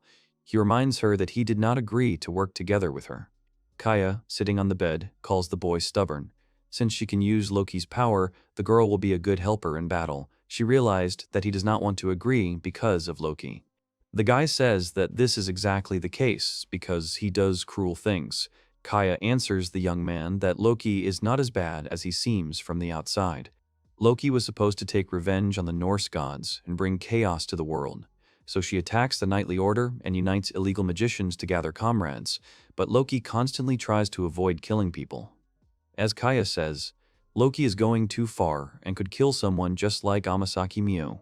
These words anger Kazuki. Of course, the boy had never heard of him killing anyone. The young man did not finish speaking because the girl interrupted him. Hayashizaki is more concerned about the emergence of illegal magicians. There are cases of them devouring the souls of their victims. She was scared at first, too. When Kaya was absorbed, the girl felt very good. These words throw the boy off his stride. Kaya explains that initially, the people who were involved in illegal contracts were mostly those whose hearts were consumed by chaos. Chaos, the desires and impulses of living beings who are unable to reject the illusion behind the veil of legends. The gods will begin to use the concept of norm as a source of control over people and will spread chaos from behind the scenes. For Hayashizaki Kazuki and his mentality, it is impossible to comprehend the nature of chaos. The 72 pillars of Solomon are aligned. There is neither order nor chaos. For Kazuki, as a basileus, a monarch with hereditary power, this will be of great importance in finding allies. The girl did not finish because the guy continued the sentence for her. In other words, to fully understand Loki, he would need to join forces with him. Kazuki assumed that was what Kaya was trying to tell him. The girl jumped on his neck to hug him, joyfully exclaiming that the boy had hit the nail on the head. She just wanted him to think about who she was now, about Kai. They need to come up with a plan. She only has Loki's wiles, but the girl can give an idea of how they should fight. After all, Loki is her diva, and he knows Thor's abilities. Hayashizaki Kazuki will mainly deal with melee attacks. He should interrupt the enemy's other attacks to drain Beatrix Baumgart's magic power. Although, if Thor manages to cast high-level spells, it would be better to think about how to escape from the battlefield unharmed. However, if they focus on escaping, they will be unable to do anything if they are attacked. Almost all of Thor's summoning spells have the weakness that they can only be summoned during combat. Thor is the one who hears the voices of warriors only in the thick of battle, and therefore his scope of usable tactics is narrow. In other words, if Kazuki can repel the knight's attacks, it will be a battle of endurance. Come to think of it, after trying to attack last time, her magic power didn't seem to have diminished at all. She has a full set of armor, which grants protection. Attack methods that deal piercing damage will be most effective. Hayashizaki Kazuki recalled attacks with internal effects, electrical attacks that Charlotte Liebenfrau possesses. In addition, Beatrix Baumgart brought from Germany a shield that could withstand even the fiery iron fist of the giant of Muspelheim. This is the legendary sacred weapon, Slaven. It has absolute resistance to fire. It goes without saying that Amasaki Mio's flame is nothing more than a simple toy, while Beatrix Baumgart holds the shield. Hayashizaki Kazuki realizes that even with such valuable information, the knight is still a very powerful opponent. Kaya notes that with proper preparation, everything should go smoothly. During these days, the boy is going to put in maximum effort to eliminate the demons. But Hayashizaki Kazuki's main task will be to raise Charlotte Liebenfrau's compatibility level as much as possible. The boy feels trapped, and Kaya reminds Lotte of Diva's power. Even the professor doesn't know the whole truth about the prophet, the girl notes, saying goodbye to Charlotte. This irritates him. Instead of being alone with Charlotte, he suggests inviting Amasaki Mio along to strengthen their team. If Lotte feels at ease, her compatibility level should increase. Kaya calls Hayashizaki Kazuki idiots. If he wanted to take it as a bet, then being alone with Charlotte Liebenfrau would give the boy a better chance. Kaya hinted that despite being related to Mio, Lotte was still a girl. Hearing this, Kazuki thought about it. Then Kaya said that she missed the last train and suggested spending the night together, feeling conflicted inside. Hayashizaki Kazuki opened the window, telling her to go straight ahead first, then turn left, and then go as far as possible. Kaya was upset by this answer. While filling a glass with water, Kazuki pondered the difficulty of increasing his connection with Charlotte, doubting whether he was doing the right thing. Deciding to discuss it with her, he came to the conclusion that a conversation was necessary. Charlotte Liebenfrau appeared in the kitchen, drinking milk. She learned from anime that people do this in Japan after getting out of the bath. Also, Lotse heard that her breasts will get bigger if she drinks milk. I wonder what came over her. She didn't think about such things. She doesn't have such big curves. She's embarrassed because her body is small and thin. She considers this only the beginning. The guy notes that the girl will steadily mature. Lotte agreed, but fell silent.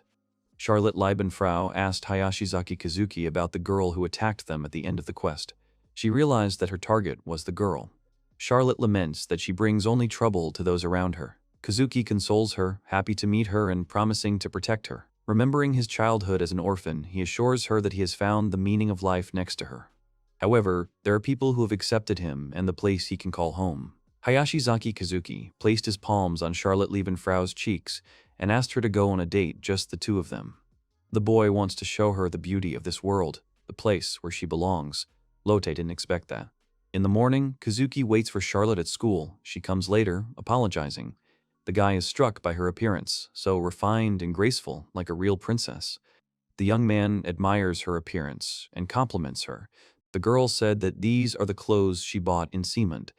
Embarrassed, Charlotte Leibenfrau asks if they will actually spend the day like in a romantic comedy, a date between a man and a woman. Hayashizaki Kazuki suddenly placed his hand on Lotte's thigh, something she hadn't even suspected. The guy had a feeling that it was too much, but he offered to go. Lotte happily agreed, smiling. Charlotte Leibenfrau wanted to go to Akihabara. Walking down the street, Lotte is amazed by the beauty of Japan. She has never seen such streets in the anime. A young man looks at posters of adult games that are stuck outside shops. He thinks it's not quite normal. The Prophet and Lemmigiton appeared near the store, offering the boy a toy to improve his relationship with Basilius. Charlotte indignantly reminded him that they were on a date, making the girls laugh, and they quickly apologized. The guy suggested watching some anime. Charlotte Leibenfrau said that she likes anime about romantic relationships between a man and a woman. Lotte draws attention to a number of shops: Spirit Calls, Cosplay Cafe, Wonderland, evoking pleasant feelings. Inside, they are greeted by 3 workers who imitate images of Solomon's pillars. The cafe specializes in Solomon-themed costumes, offering costumes for rent to patrons. Newcomers, Kazuki and Lotte, were offered the chance to try on the outfits, noting their popularity among the guests. In front of Kazuki were charming puppies, causing the boy to be delighted. Charlotte called him, appearing before him in an unusual adult form with dog ears. Hayashizaki Kazuki asked which of the 72 pillars this represents. Lotte replied that it represents Glazia Labolas, the warrior of hell. The boy shouts that this is an extremely high level of influence, even compared to the others. Charlotte Leibenfrau leans on Hayashizaki Kazuki, asking him to give her the love he gave the puppies. She licks his cheek. And because of this, he began to get extremely indignant and swear. The boy realized that this place awakened strange instincts. Charlotte Leibenfrau suggests bringing Amasaki Mio here next time. She asks to imagine the young man, how Mio will look with a shy look, with a flushed face, and how she would lick Kazuki. The boy thought it was a diabolical plan, to which Lotte only laughed.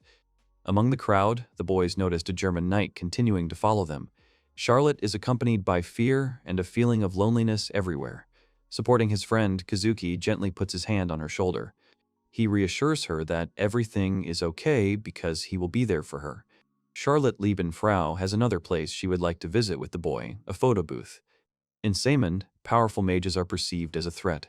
Charlotte's life is like a candle in the wind. Many are ready to extinguish it, use it, and despise it. The girl's circle is guided by secret motives and deception. However, ever since Lotte came to this country, Kazuki has been addressing her as an individual and saying that he will protect her. This makes her so happy that her heart beats faster. She screams that she loves Hayashizaki Kazuki and leans against him while taking pictures in a photo booth. If there is a future, she wants to develop a special romantic relationship with him. Lotte thinks that she is too spoiled.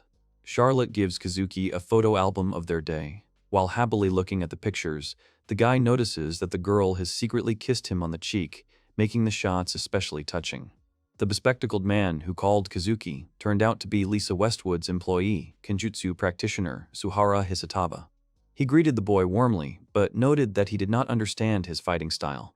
Kazuki acknowledged Hisataba's skill with a sword and suggested that learning from him would help Kanae's students succeed. The man good-naturedly appreciated the praise. He said that there were actually people who wanted to talk to Kazuki. The man opened the door and asked the boy to come in. At the table sat both Kondo and that girl. These are the knights they met in the dungeon forest. The guy sitting at the table thanks the boy for the help he gave in the battle. Kazuki meets newcomers, patrol knights Kondo and Yukari.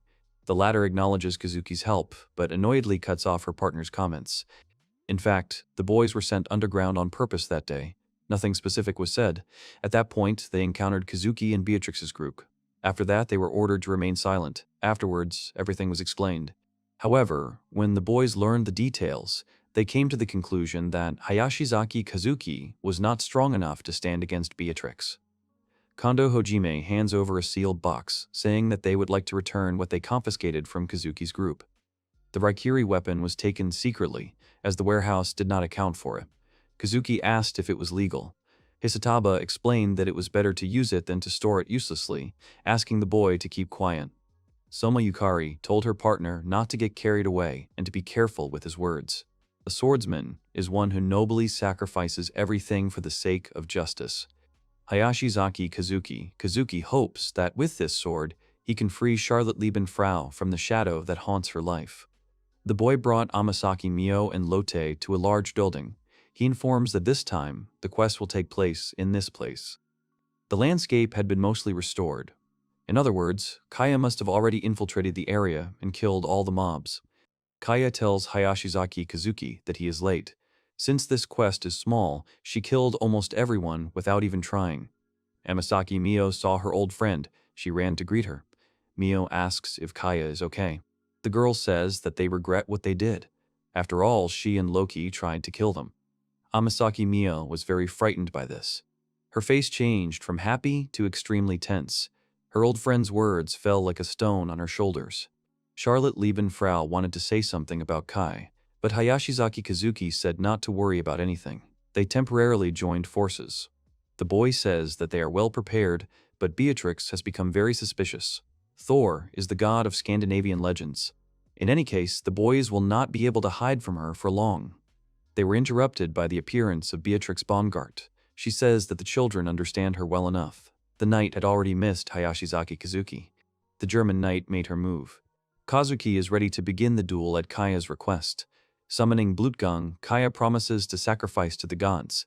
Charlotte blames herself for the new difficulties, but her friends support her, demonstrating their willingness to protect. Kazuki grips the handle of the weapon. The boy attacked the enemy first. Beatrix Baumgart laughs, calling the young man a good boy. Kazuki attacked with electricity, pushing Kaya away. Activating the magic of the ballet, he caused the indignation of Beatrix, who defended herself with the famous shield. The girl is right, but still, any shield can only block one side. Beatrix noticed Amasaki Mio and Charlotte Liebenfrau approaching. They simultaneously activate Brandmawinth and Lightning. As she dodges a double strike, a cautious Beatrix overhears Kaya's question about the dragon. She looks back to find a huge beast head with Kaya sitting on top, ready to swallow her whole. Who wants her rival to become the dragon's prey? Beatrix Baumgart, smiling, activated Meganjord. It was an instant death of the summoned dragon. With her defenses down, Kaya deflected the enemy's attack with her sword. Realizing that she had summoned this monster before, Beatrix received Kaya's evasive smile. The girl then distanced herself by activating Fjordham's ability.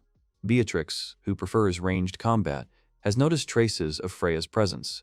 She attacks, knocking Kaya back. Standing triumphantly over her fallen rival, she declares that the suppression squad missed her and that she has found Loki. He smiles, saying that he was burned, and adds that Freya didn't actually use it herself. Beatrix Baumgart smiles, believing that she can easily destroy Loki now with the help of Fjörgenmann. Beatrix's attack is stopped by Kazuki, who protects Kaya. The irritated girl threatens that the Japanese sword is capable of destroying any lightning, including multiple strikes.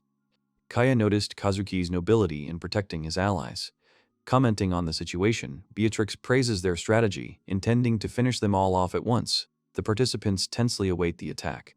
The girl turns to Hayashizaki Kazuki, saying that she will now be serious, but will the young man be able to withstand it? Rematch. Fate is at stake.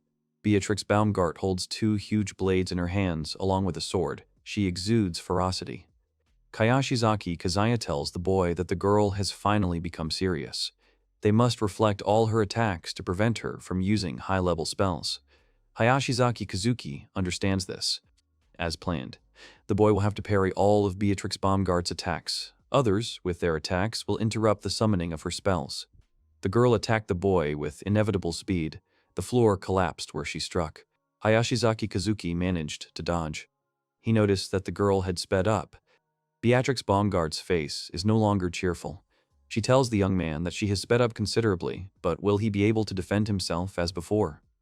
Attack after attack follows. Hayashizaki Kazuki tries to parry, but it has become much more difficult than before. While watching the battle, Kazuki discovers that Beatrix is casting spells in response to attacks. As the girl prepares to summon the creature, Kaya advises Mio to immediately disrupt the ritual by acting decisively. The battlefield is rocked by an explosion, but victory is illusory. Kaya demands that Mio immediately summon her again.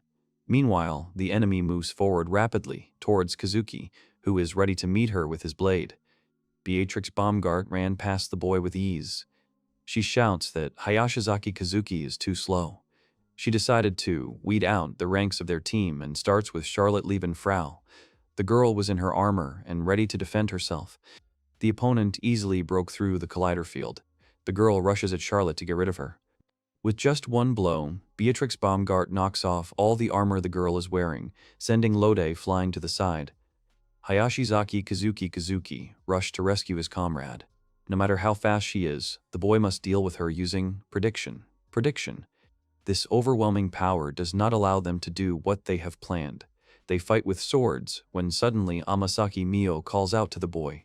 Kaya summons fire by activating her wings, but Kazuki warns that the trick won't work due to Beatrix's shield serving as her main defense. The enemy rushes towards Mio. To protect her, all the girl's attacks as a fire mage are completely useless. Hayashizaki Kazuki ran towards his friend because Beatrix was already heading towards her. Beatrix Baumgart deals multiple blows. Shouting to her that her end has come, the enemy deals her the decisive blow. But her blade was stopped by Hayashizaki Kazuki. He put his sword in front of the blade, stopping the crushing blow. Beatrix Baumgart says that this is to be expected from a boy. The lives of his comrades are more important to him than anything else. However, this won't work in a fight with her. Kaya screams that Hayashizaki Kazuki is an idiot because he has to stop her summoning, even at the cost of his comrades. The German knight, towering over the boy, tells him that this is a bad choice. The girl has made a summons to Thor's hammer. Hayashizaki Kazuki turns out to be much more naive than she thought. Beatrix Baumgart's eyes are filled with anger and ferocity as she activates the first materia. Hayashizaki Kazuki shouts at Amasaki Mio to defend herself. Kaya has no intention of watching her comrades being attacked. She shields Mio and Kazuki with her body, spreading her black wings. This was followed by a powerful explosion that destroyed buildings located near the place where the fighting took place. The dust has cleared from Beatrix Baumgart's attack. Charlotte Liebenfrau calls out to her friends to see if they are okay. Approaching the explosion site, she discovered a whole crater. The girl is stunned by what she sees. Nearby, neither Hayashizaki Kazuki nor Amasaki Mio nor even Kaya are visible. Trapped in a deep crater, discuss the success of the multi-layered armor, although it cannot be used again. Kazuki chides himself, but Kaya encourages him, suggesting that her magic is capable of killing Loki. The boy can't do that because Kaya is now their comrade. The girl laughs, saying that Kazuki is still as naive as everyone else. The three boys are approached by a rival. Beatrix turns to Loki. She wants to tell him something. Hayashizaki Kazuki thought it was Beatrix Baumgart, but no. Kaya informed him that it was Thor's voice. Thor tells Loki that hunting him was not part of his plan. Kaya says he knew about it. If Thor had attacked with full force, he would have already run out of steam. The king of the gods was preparing to talk to them. Loki screams at Thor that he has no desire to speak to him. Every time he met them, he was judged, mocked. They dishonored Loki. He yells that after killing the idiot Heimdall and the show-off Odin, Thor was there. He tells him that he thought of Loki as a friend. Once a close friend, he ordered her to remain silent because he was a giant of Jotunheim, hated by Loki. The snake that appeared under Kaio prevents her from continuing the fight, promising to warn her allies about Loki's next move. Kaya tells him that as long as they cherish their bond, the team has a chance to win. Hayashizaki Kazuki should know this. After the conversation ends, Beatrix enjoys the children's panic, insisting on ending the battle. Mio suggests that Kazuki cut a path through the defenses and escape, otherwise he will die. Charlotte confidently reassures him. She believes that if she is captured, the others will be saved. Amasaki Mio wanted to interrupt her friend's speech, but she failed. Charlotte Liebenfrau says she always knew about it, The girl believes that all the misfortunes are because of her. Then she sought refuge in this country. Everyone accepted her and began to protect her. However, a black shadow came with her. This can't go on, it will hit everyone. Charlotte Lieben Frau says that she should have died from the very beginning, and this time she believes she should give in.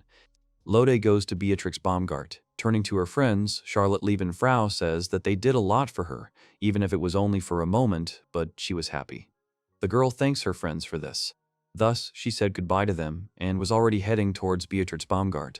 She was stopped by Hayashizaki Kazuki, who took her hand and told her not to go. A fate she cannot live in. As king, he will not allow it to happen. Kazuki is determined to spare Charlotte from suffering, even against her will. He believes that she deserves happiness and freedom from her dark fate.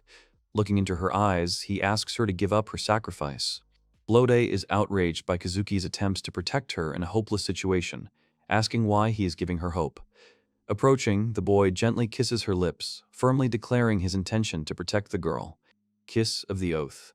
Put your life on the line to protect someone you love. The boy says he won't let Charlotte Lieben Frau talk about it anymore. He knows the truth about him, who has tasted power and also the fullness of suffering. Hayashizaki Kazuki makes a summoning. His true name is Prometheus. Kazuki reveals the prophet's identity as the Greek titan Prometheus, the bringer of fire and hope to humanity. Mio confirms the mythological connection. An ecstatic Beatrix marvels at the magnitude of the event. Hayashizaki Kazuki prays to God that Prometheus will lend him his power now. The boy activates the weapon's synthesis. Beatrix wants to end the fight between the two titans. Watching the fight, the friends worry about Kazuki, whose resistance to the formidable Mjolnir seems hopeless. Unable to understand what was happening, Kazuki combined his father's technique and the support of his friends, delivering a powerful blow that destroyed Beatrix's armor. She falls lifelessly to the ground. With another spell, he finished the first one. Beatrix Baumgart now realized that Hayashizaki Kazuki was indeed Vasilevsky. The boy returned to his partners. He hugged Charlotte Lieben Frau, telling her that she shouldn't worry about anything. Lotte burst into tears, leaning on her savior's shoulder. Amasaki Mio, Hayashizaki Kazuki, and Charlotte Lieben Frau stand in the middle of the crater. They have defeated their main opponent, Beatrix Baumgart.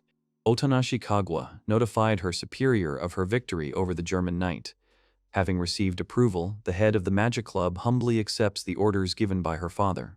The compatibility level increases dramatically, but it can only be used once. With a simple kiss, the boy can summon 10th level magic. This ability was given to him by LeMay. In this situation, there was no other choice. Amasaki Mio is worried about this kiss.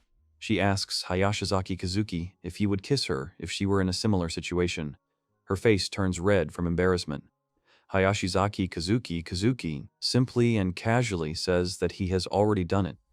Amasaki Mio is shocked by this because she does not remember this event. The boy said that it is so because Mio was on the verge of death.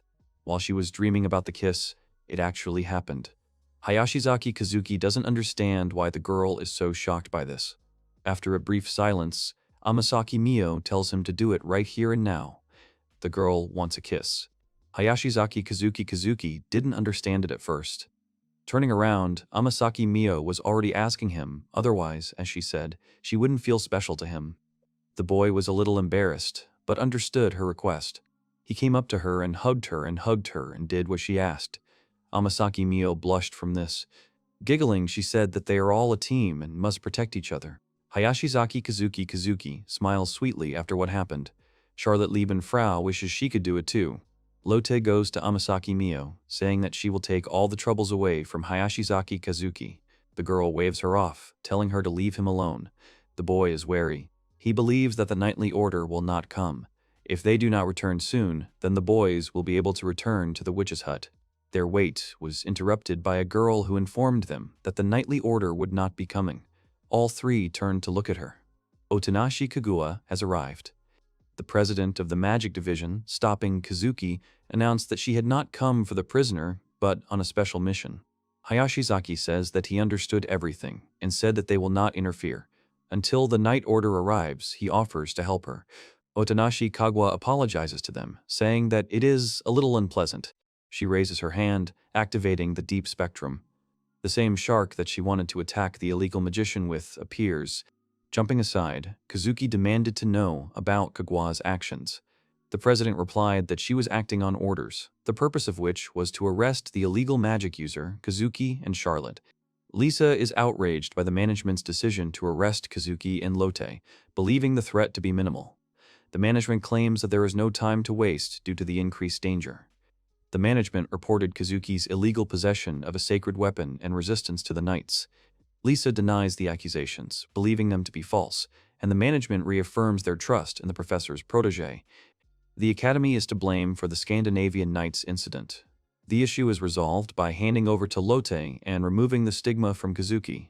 Lisa questioned the removal of stigma, pointing to the risks and the opinion of the pillars, the interlocutors. The interlocutors called the arguments an empty invention of a dreamy child.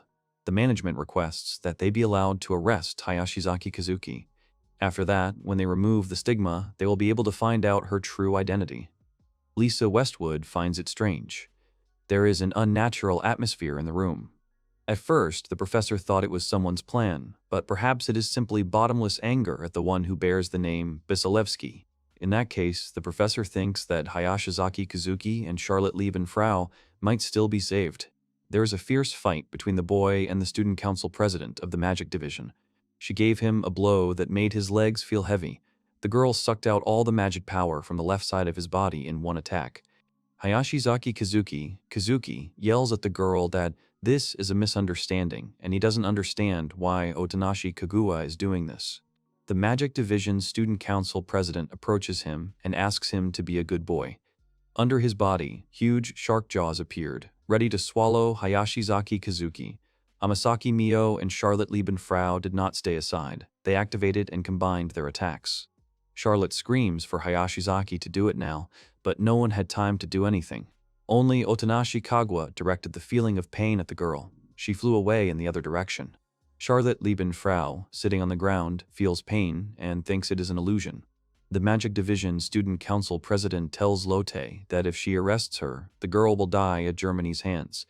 She would like to give her a chance to escape, but they stand in her way. Charlotte Liebenfrau resists, saying that she is not going to suffer because of this as much as the others.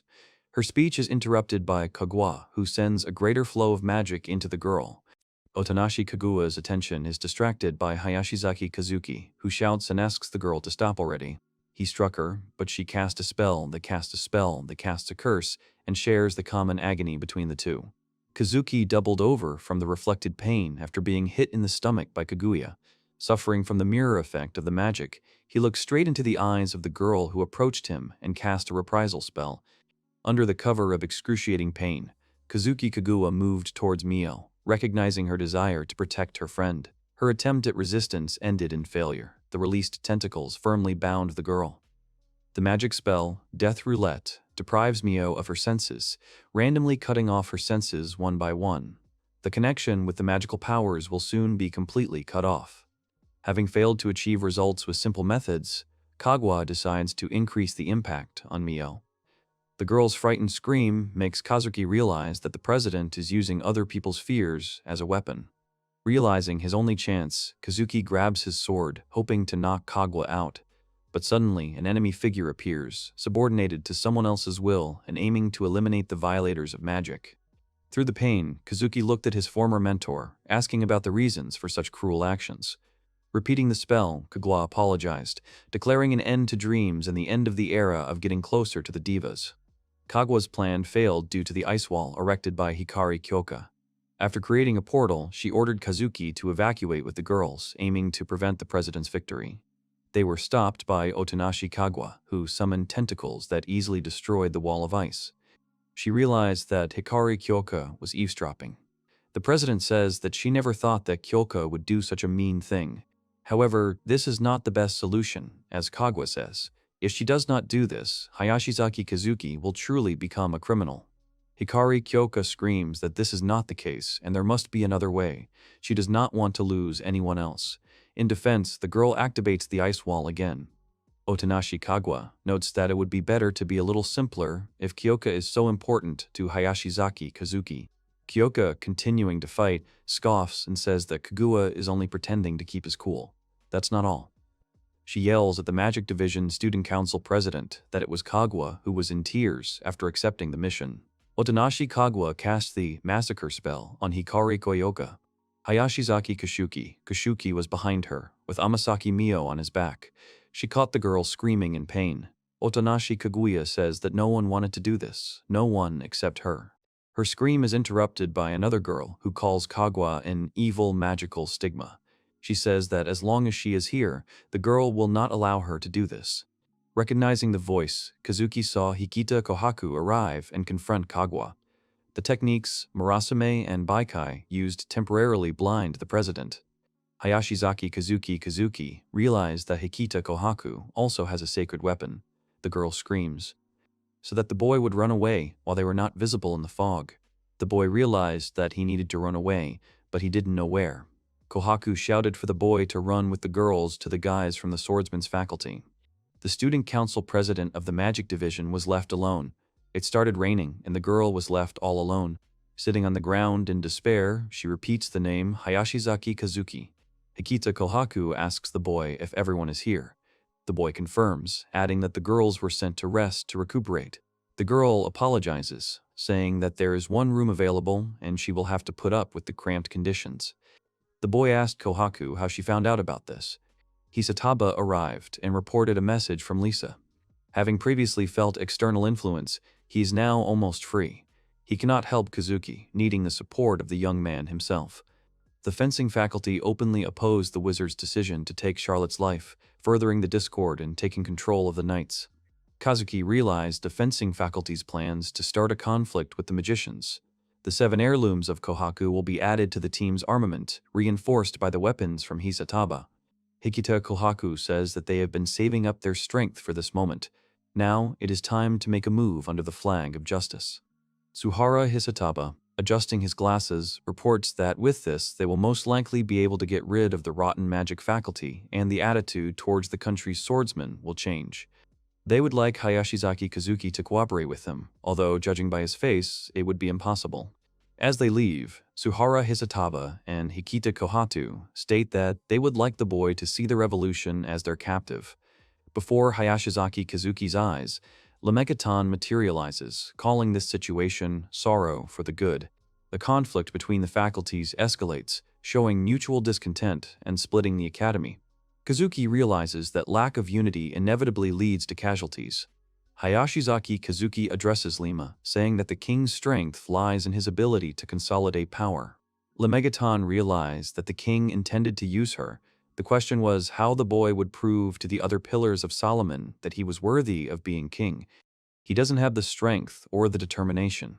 However, even so, he wants to protect Mio and Lotte, as well as Kaguya, Koyoka, and Kohaku. Besides, there are other things he wants to protect no matter what.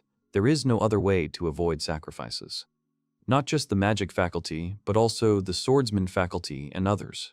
Hayashizaki Kazuki will unite the academy and become its king as a swordsman from the magic faculty.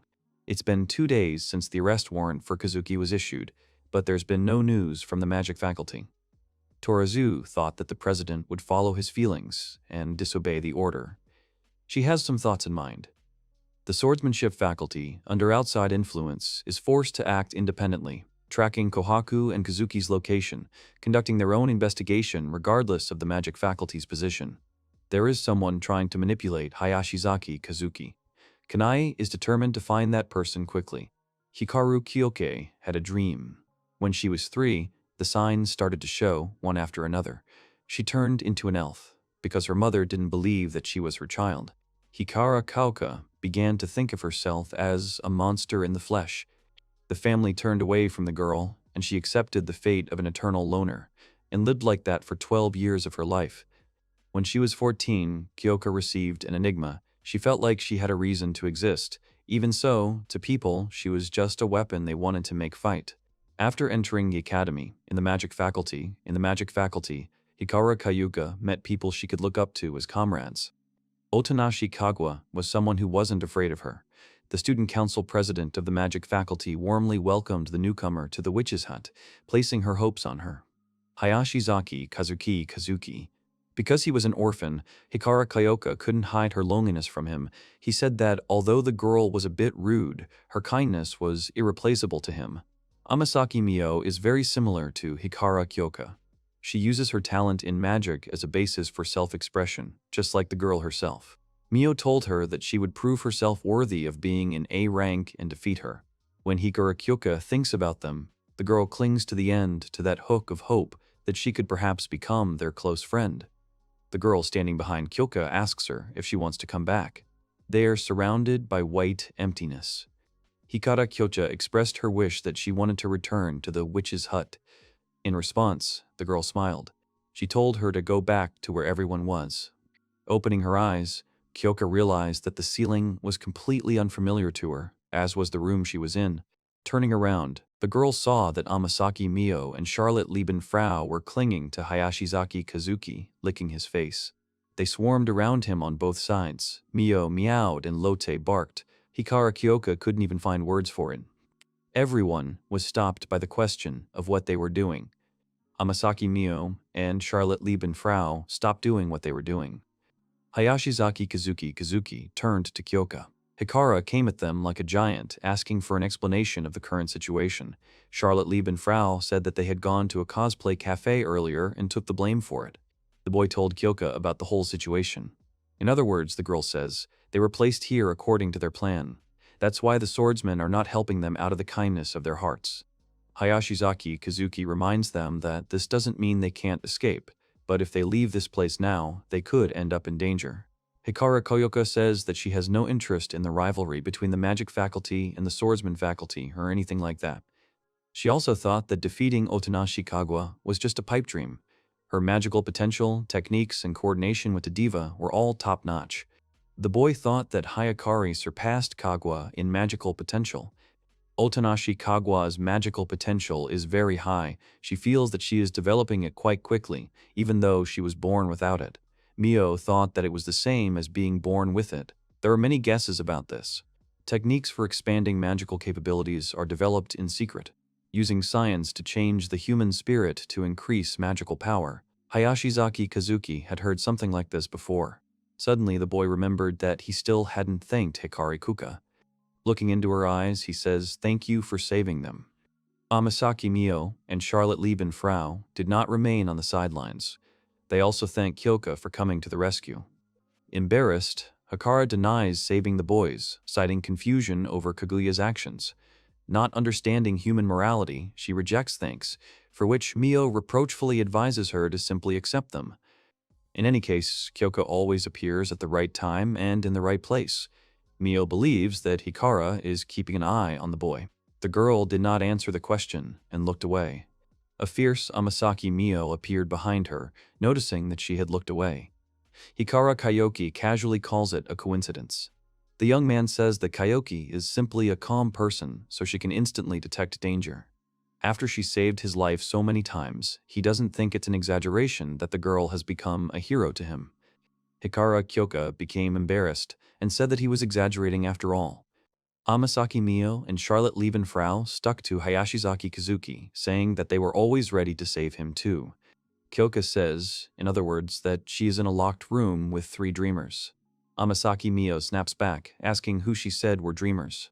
Hayashizaki Kazuki smiled, saying that it is what it is. He thought it must be unsettling to be in the same room with a guy.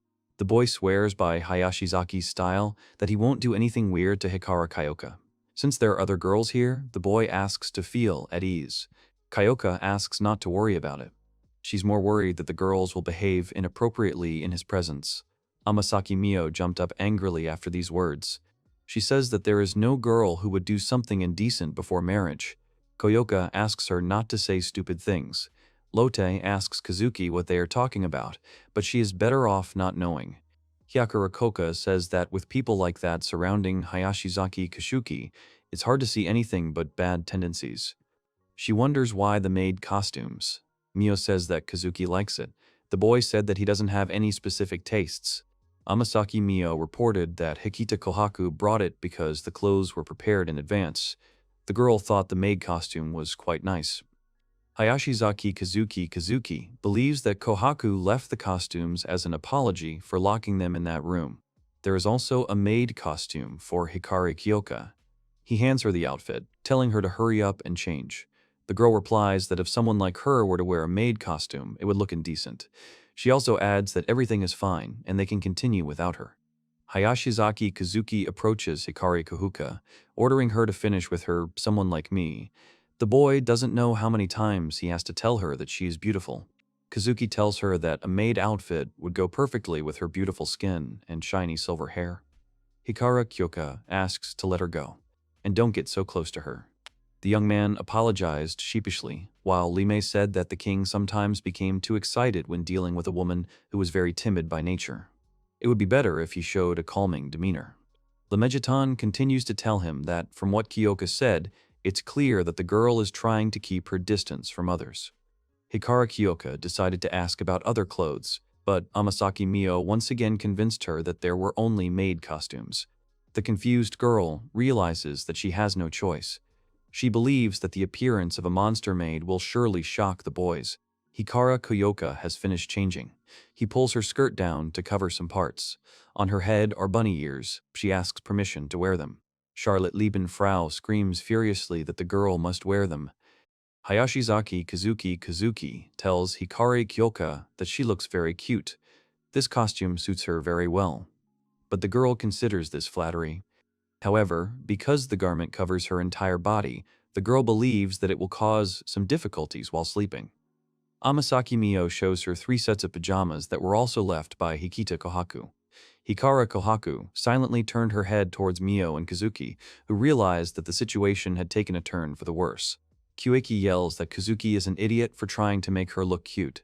The boy admits that he really wanted to see her in a maid costume, even though it's against his beliefs. Amasaki Mio says that Hikari Kyoka makes that expression too often. Charlotte Liebenfrau thinks that Kyoka's sister is cute. However, while the 4 of them were having a good time, the situation outside changed drastically. Kohaku and Kanai. If the situation doesn't get worse while the guys are doing nothing, that will be great. The calm before the storm, the black shadow advances. Hikita Kohaku is informed that all the doors and windows are locked. The girl says that in that case, that's all for today. Kanai approached them, saying that she had checked the security cameras and noticed that the boys had recently started coming here too often. Although Kanai wanted to check the place, the lock had been changed without her knowledge, and she was unable to open the door. Despite this, the Fencing Division Student Council President wants to know what Kohaku and Suhara are planning at this place. Kagwa interrogates Kohaku about Kazuki's whereabouts. Calling the question ridiculous, Kohaku cites the rules of the faculty, where leadership belongs to the strongest, including the possibility of changing the president through a duel. She says that it would be embarrassing if Kanai were to be defeated at her own game. Hikata reminds Kanai that she will no longer be able to serve as the student council president. The president responds to Hikata Kohaku, calling her a rather arrogant first year with high self-esteem.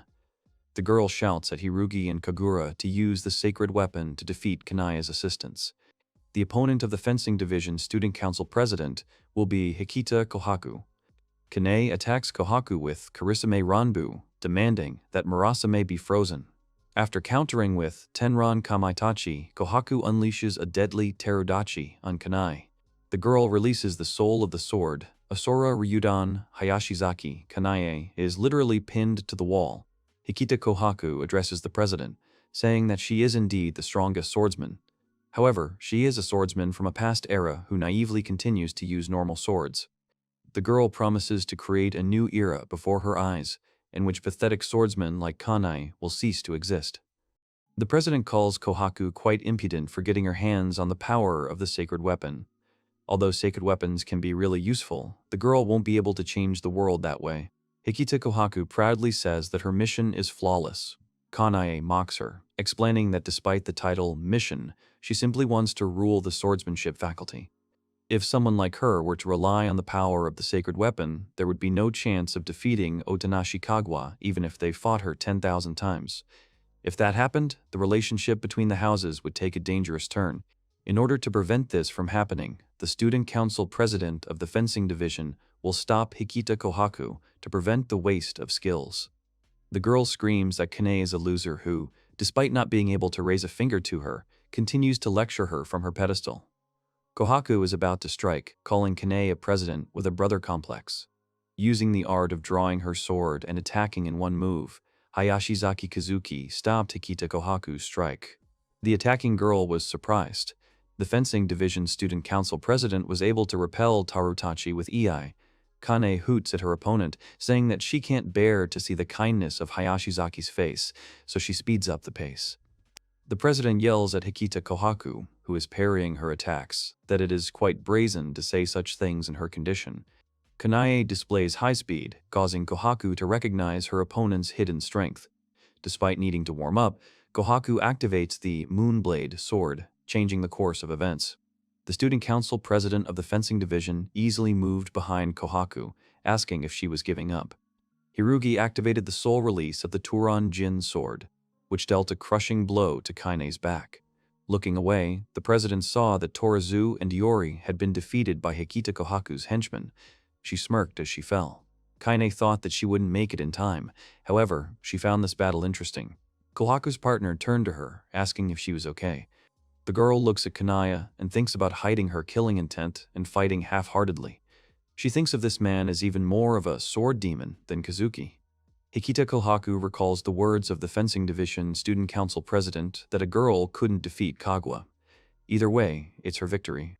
Amasaki Mio, 134 points. Charlotte Lieben-Frau, 102 points. Hikari Koki, 53 points. Hoshikaze Hiyakara, 41 points.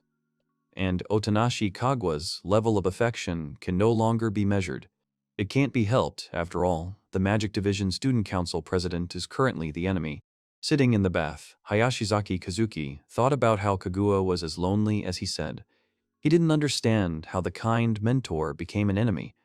Suddenly, the boy stopped thinking about it, realizing that now was not the time to be depressed. Hayashizaki Kazuki needed to regain his determination now, and then bring back the old days. Kazuki's thoughts are interrupted by the sudden appearance of Charlotte, who caught him swimming. Confused, Kazuki blushes when he sees her half-naked and hears an unexpected invitation to swim together. The boy tries to stop her, warning her that he is naked. For the girl, this is not a problem. She will try not to look only at the shoulders and chest. Charlotte Lieben-Frau plopped down in the bathtub next to Kazuki, leaning against his body. Lot says she was forced to wear the magical robe, so it should be fine. She admits she would prefer to dispel it. Hayashizaki Kazuki asks Charlotte Lieben-Frau to stop. He is already feeling dizzy. He asked her if she felt awkward, but no. Lotte admits that she has already gotten used to it. Of course, this doesn't mean that she is ready to die or anything like that. The girl believes that the guy will be on her side, regardless of the consequences. Therefore, she decided to resist fate. Charlotte Lieben-Frau says that, even if they fail, they have no other choice. So, no matter what happens, she won't regret it. Kazuki promised to protect Charlotte, after which she passionately embraced him, declaring her love. Unhappy with the closeness, the guy asks to let him go, but the girl ignores his requests, bringing him to the brink of patience. Amasaki Mio burst into the bathroom, screaming that it wasn't fair, and no matter the circumstances, they shouldn't do things like that and bathe together. The girl also wants to take a bath with Hayashizaki Kazuki. She says it again. Mio warns that she will also climb into their bathroom. Charlotte Lieben-Frau scolds her, saying that she is demonstrating bad manners. Hayashizaki Kazuki yells at her not to do it. Lotte points her finger at Mio and says that as far as she knows, in Japan, a girl shouldn't take a bath wrapped in a towel. The girl looks embarrassed after hearing these words, but then makes a serious face. The girls were discussing the dress until Kazuki reminded them that he was naked in the bathroom.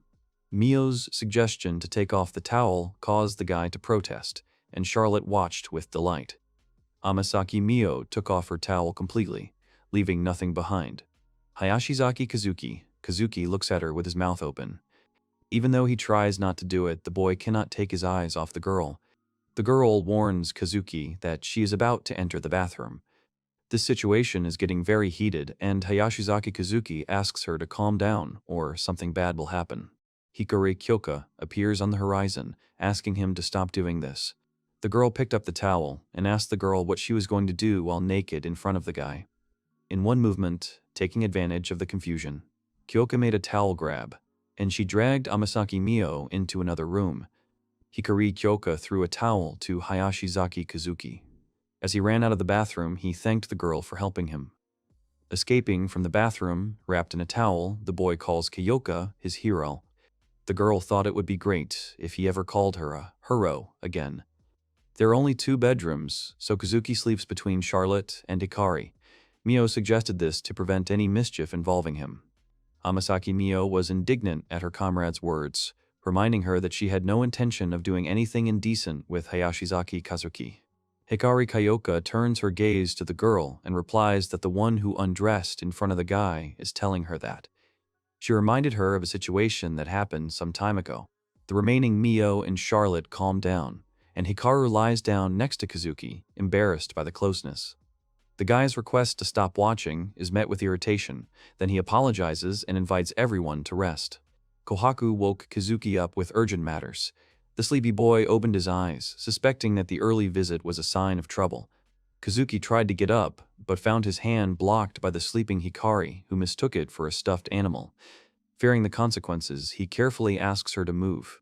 When Hikari woke up, she started sucking Kazuki's finger, which sent him into a stupor. When she came to, Kazuki praised her behavior, but asked her to move her legs. Realizing the whole situation, the girl blushed. She yells at him, saying that she doesn't understand what the young man saw in this. At this point, Charlotte Liebenfrau tries with all her might to wake up Amasaki Mio, who resists, saying that she won't get up without the prince's kiss. Coming out to Kohaku, Kazuki apologizes for the delay. Surprised when she asks about the scream, the guy explains that many things happened. Hikari stands there, embarrassed, hiding her face.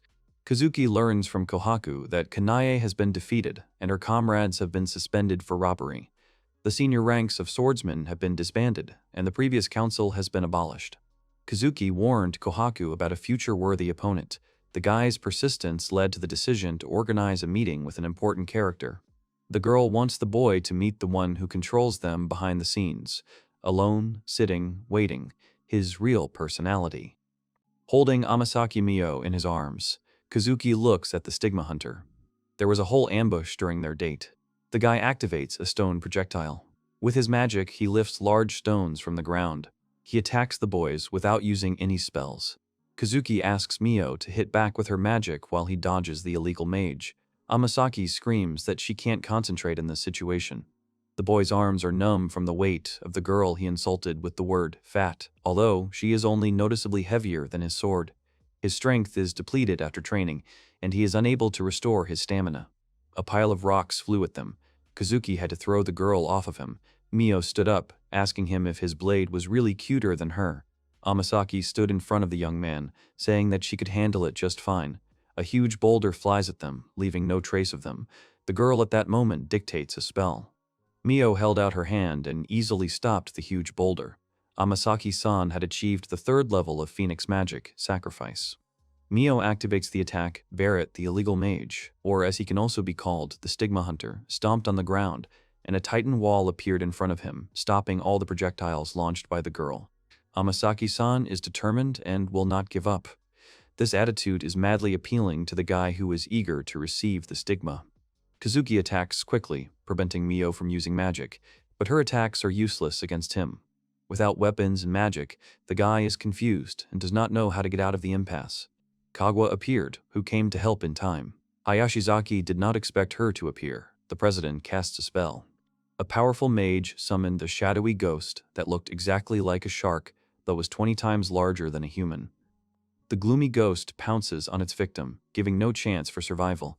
The heart-rending scream of this illegal is heard. Kaguya, approaching the place where the guy was standing, said that he had escaped again.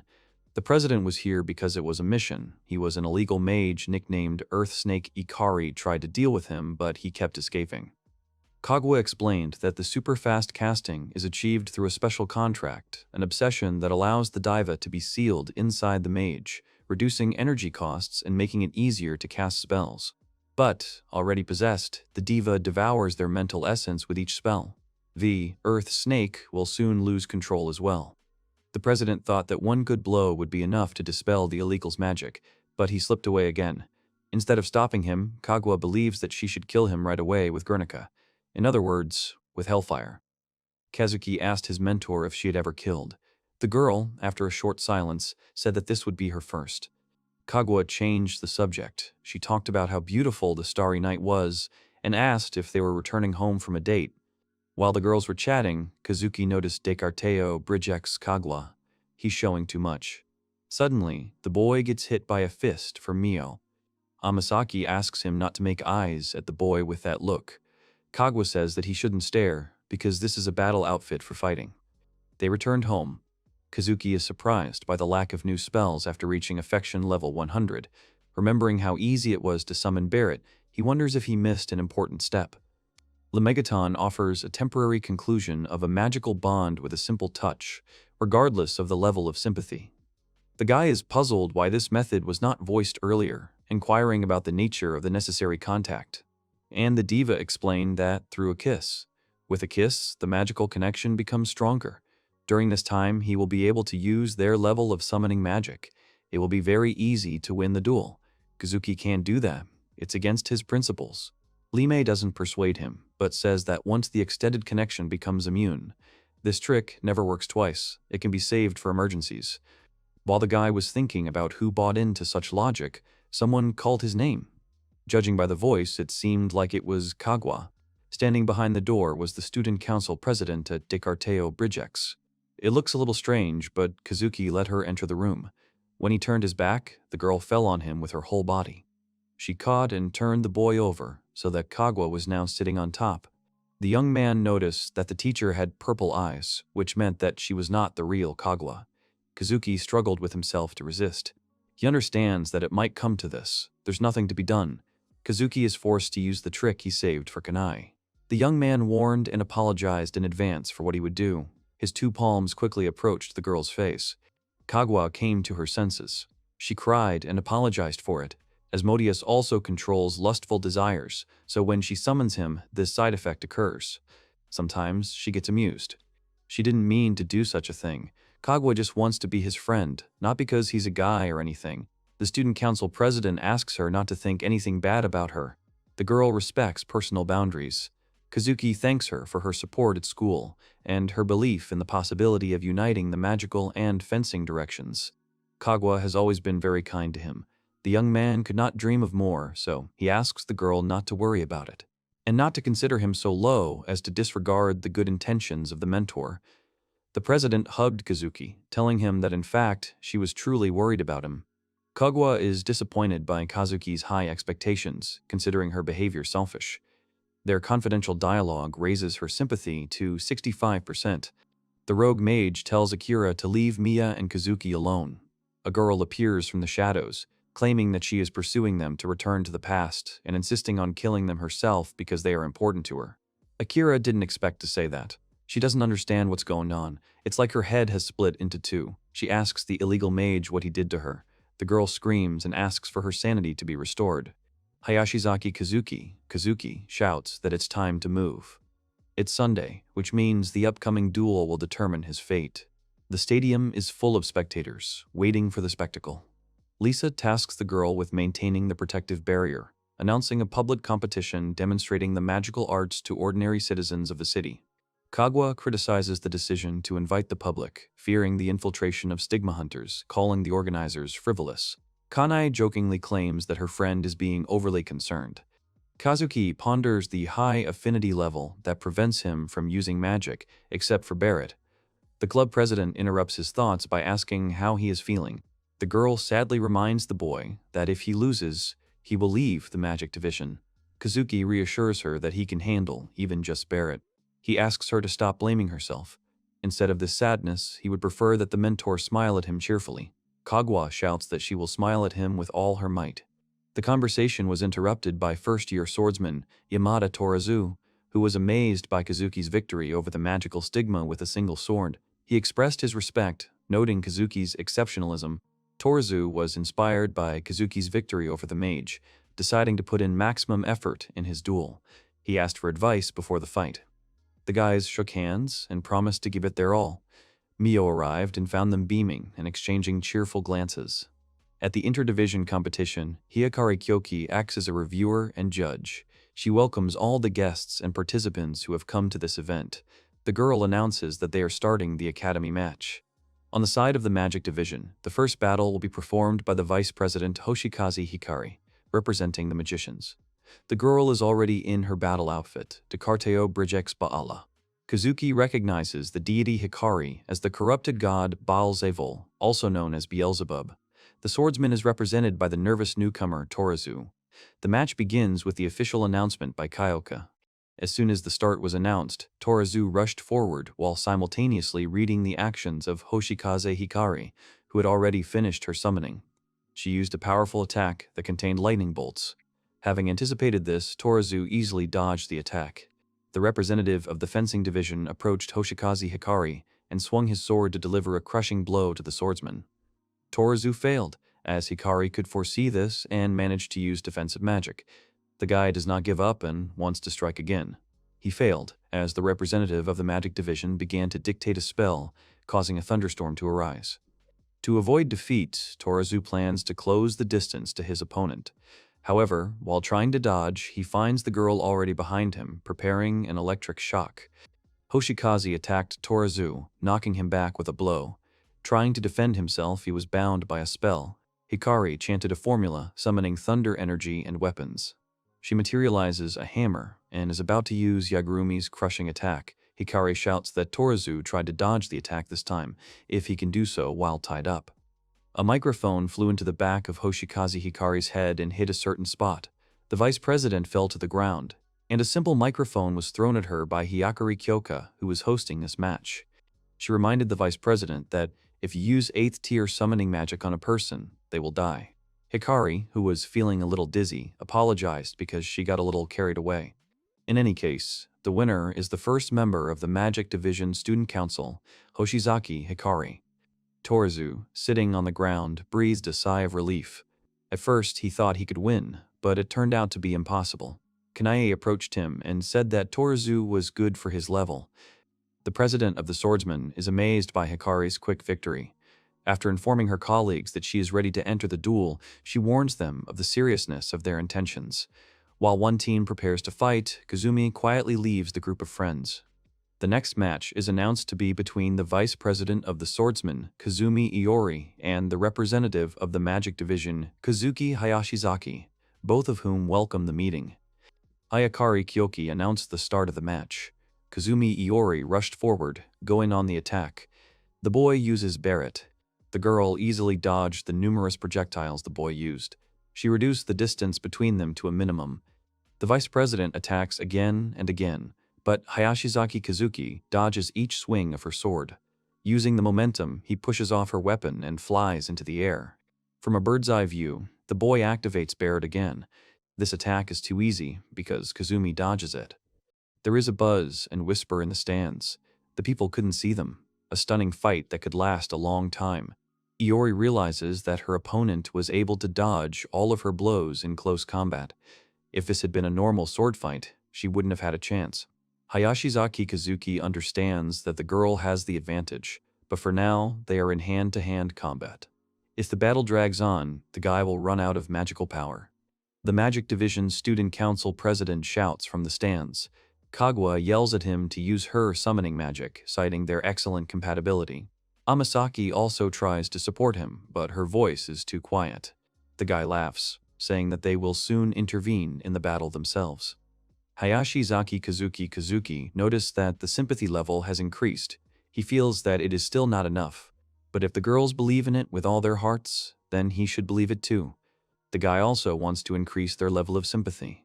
Suddenly, the boy established a new magical connection. Asmodeus' spell penetrates his mind.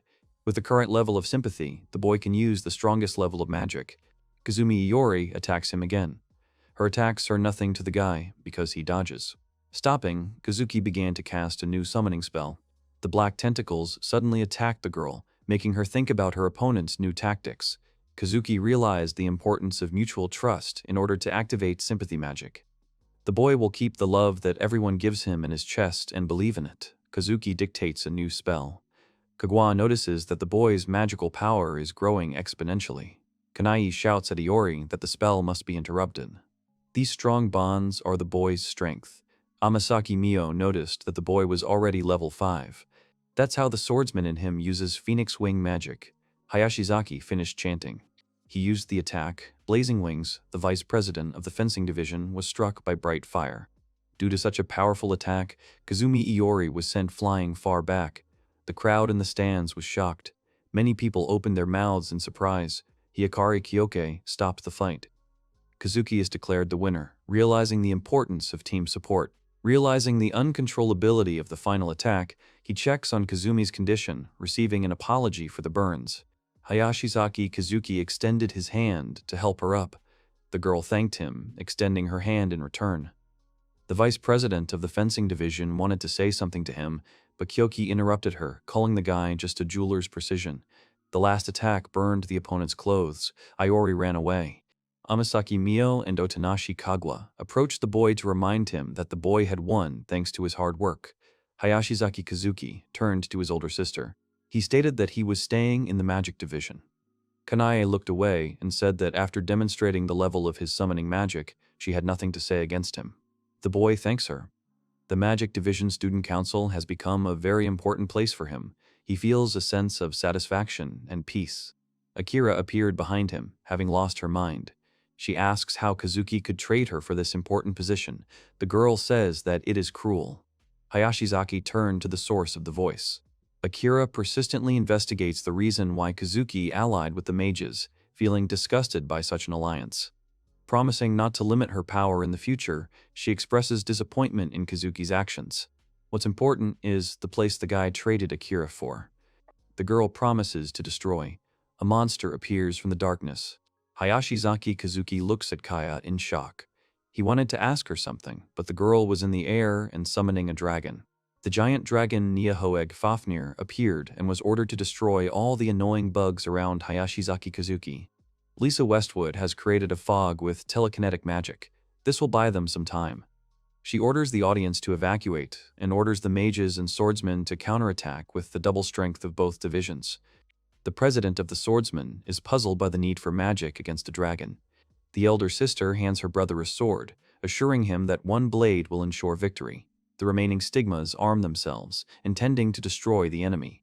Amasaki Mio wanted to fight the dragon and called the young man, but he stopped her, saying that their opponent was Kaya. A fierce battle is taking place in the arena. Hayashizaki Kazuki asks Kaya why she got involved with forbidden magic. The girl says that ever since Kazuki and Mio left the academy, she's been very lonely and sad.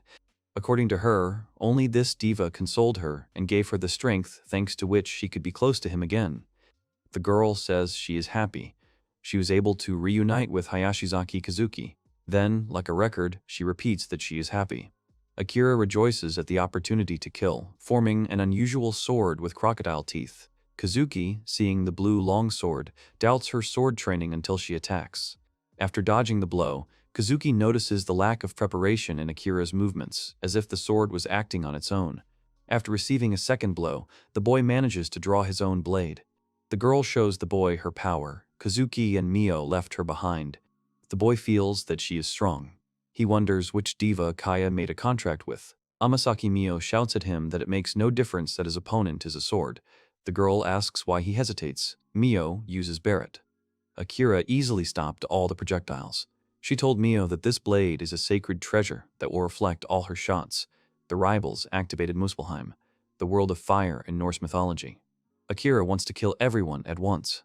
Ringing voice of the mermaid, show your chilling feelings. Sadness will become snowflakes, and loneliness will turn into a gentle snowfall. Let the world be surrounded by cool oblivion. White Album.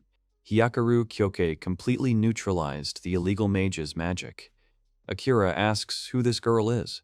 Even though Kyoka is a first year, she already uses magic of this level. The girl said that she lives for the sake of competition. Hayashizaki Kazuki understands that he is not ready for this and tells his friends that he will become Kai's opponent. The guy asks to cover him. Akira sadly understands that the guy will meet her with a blade. Kazuki understands that since he has a blade in his hand, he has only one thing to do. The rival attacks the boy, saying that this is very cruel. Kazuki is determined. With his sword, he will tear apart her magic and make the girl helpless. Hayashizaki Kanae fights a powerful dragon. She moves around his body, getting closer to his eye.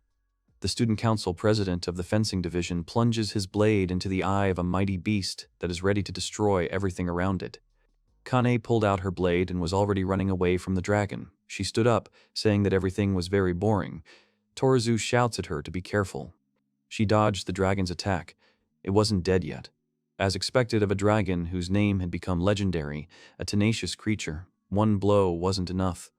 The forces are running out. Kaguya and Hikari join the fight. The Magic Division Student Council President uses the fruitless flower of hatred. The magic should temporarily restrict the enemy's movements. The girls advise Hikari to repeat the lightning spell, despite being tired after 4 previous uses. The president is irritated by his colleague's weakness. Full concentration is required to effectively use Asmodeus's powerful magic. Kaguya's job is to provide additional time for the ritual to complete, while protecting against the dragon's oncoming attack. Kaguya survived. She was saved by the president of the fencing division, Kanai. Kaguya did not expect that the girl would come to her aid. Kane proposed to Kaguya that they team up to kill the dragon, she would stop it, and Kaguya would destroy it with a powerful spell that required full concentration. The president of the fencing division believes that Kaguya cannot trust her and her plan. The girl says that it is not so. She has wanted this for a long time. There are not enough people in the fight with the dragon. Kaguya asks the vice president to call Hayakaru Koka. Together, the 2 presidents are invincible. Akira strikes his sword repeatedly. The boy concludes that the girl swings the long sword using her magic. Kaya stopped and said that she only wanted power to get her precious memories back, and yet she wondered why the guy became like this, that she wanted to kill him. Hayashizaki Kazuki screams at her to do something about it. Akira can't resist and asks her to do something about it. Kanae realizes that they have arrived just in time. The mages dictate a powerful spell. Akira is very scared. I know your name. Your power is an almighty wish. Oh, pitch-black contract, I command you to manifest all the power that you have. Her name is Asmodeus. She is like Kaguya. Kaguya is what he is. Let her become her thoughts. Asmodeus will materialize in the world. Kaguya calls upon Asmodeus to pull the enemies into the gates of hell. Her will becomes the demon's command, pulling the dragon and Akira into the dark portal. The demon approves of the girl's wish. The 7th circle of hell is the incredible power of Asmodeus. Hayashizaki Kazuki sees the materialization of a large-scale instant death spell that does not differentiate between enemies and allies. The school's most powerful mage, Kaguya, causes Akira excruciating pain with her spell. Kazuki, realizing the danger, asks for the attack to cease immediately, warning of a mortal threat to everyone. Kaguya refuses to stop the spell, citing the casualties of the fire and the risk of Akira escaping. Akira is desperately afraid of dying alone, immersed in darkness. Kaguya emphasizes the need for determination, being the strongest mage of the school. Hayashizaki Kazuki understands that the president is right, but he does not think it is right. He asks himself if he will regret killing Kaya. Unfortunately, he does not have the strength to resist her. A schoolgirl is shocked by the ineffectiveness of Asmodeus's flame. Lemegaton warns Kazuki about the Dina's control over a person, distorting the mind and subordinating the body to the calling. Instead of Kai, a guy appeared, probably a diva named Loki who captured the mind of a girl who was thirsty for power. He laughs. He's glad that he has a body in this world. The Order of Knights tried to stop him, but he achieved his grand goal first. The boy who emerged from the girl's body introduced himself. His name is Loki, and he promises to bring Ragnarok. It is his duty. Soon, the end of human history will come, and the age of gods will begin once again. After learning that Akira's patron is Loki, Kazuki asks Lemegaton about his friend's fate, only to hear confirmation of his worst fears. Absorbed her, and destroyed her, and destroyed her. Diva thanked for the food. Using Akira's anger, Loki gradually suppressed her will, turning hatred into a thirst for violence. Enjoying the process, the demon triumphs, watching the girl's tears, voluntarily surrendering to his power. In a move that could easily win a Nobel Prize for cruelty, Hayashizaki Kazuki went on the attack. Loki laughs, realizing that the boy is challenging a legend. The boy strikes him blow after blow. Kazuki wonders why thousands of blows are useless against Loki's defense. Diva demonstrates the power of her magical sword, Lavatine, forcing Kazuki to take the inevitable blow, risking losing all his energy. Mio appeared in front of Kazuki and took the full brunt of the blow. She fell helplessly into the boy's arms. Amasaki sacrificed herself to save Kazuki. The shocked hero listens as Loki mocks the dead girl, asking about her relationship with him. Loki mocks Kazuki's suffering, telling him to remember the day they met forever. The enraged youth tries to attack, but is warned that he cannot overcome the magical defense. Heading towards Loki, Kazuki concentrates his fire on his sword, breaking through the magical defense with 3 strikes. The ultimate technique of his father's swordsmanship, the anti-magic seal, is used. Hayashizaki takes the sword and activates the rift. This human sword. Loki let his defenses fall. He thinks it's stupid, and he'll only get his own body at his disposal. The president of the magic division shouts that he will not let him escape, and activates the relief. The wounded Loki is surrounded by large machines, rumbling the ground. The girl's attack fails, and Loki is protected by a giant earth snake. Acknowledging Kazuki's skill, Loki names him the new King of Solomon and promises to remember this day. Both creatures vanished into thin air. The world was coming to an end. The young man dropped his blade and realized that he had lost this battle. This world has already been taken over by mythical creatures. Amasaki said that Kazuki did well. He drove Loki away. Holding the girl in his arms, the boy asks why she protected him. Amasaki Mio said that she was truly happy to meet him. By describing happy moments with Kazuki, the girl clearly shows her feelings, making the magic of understanding emotions unnecessary. Amasaki Mio apologizes for always doing and not saying what she really wants, but these are her true feelings. She giggles and says that she is glad that she fell in love with Hayashizaki Kazuki. She wanted to kiss him on the lips. The girl stopped showing any signs of life. That magical blow struck her down and deprived her of that very treasure, life. Without saying much, Mio left this world. He couldn't protect her. He didn't have the strength to protect the girl who loved her, if only she hadn't trusted a coward like him. Amasaki Mio is lying on the ground. Hayashizaki Kazuki started to cry. It was very painful for him to lose his girlfriend. He noticed the feather Mio was wearing, a feather pendant that matched his. A new fashion trend called the silver apple, the same as his. She could use phoenix magic too. Kazuki recalls Lamejitan's advice about the possibilities of magical summoning, knowing the risks of losing consciousness. Having made up his mind, he carefully lifts the girl up, and he kisses her, creating a strong magical bond. The young man casts a spell. Symbol of destruction and resurrection, overcome the laws of this world, the heavenly bird, Phoenix. If this is a completed call, if he manages to change fate, then a miracle will definitely happen. Phoenix warns that weak magic will result in the loss of personality. Bravely accepting the risk, Kazuki casts a spell that alters reality, revival. The young man sees darkness and thinks he is dead. Countless memories have shattered into pieces and now revolve around this pitch-black world. His date with Mio, Kaguya's kindness, Kanai, training, and everything from Nanohana's house. And his past life, a frosty winter day. His mother, who left him at the doorstep of the institute. Kazuki did not believe in the love of others, experiencing his mother's indifference. Asmodeus contemptuously declares that even the exhausted Kaguya lives for the love of him. It can't be that his thoughts are reality.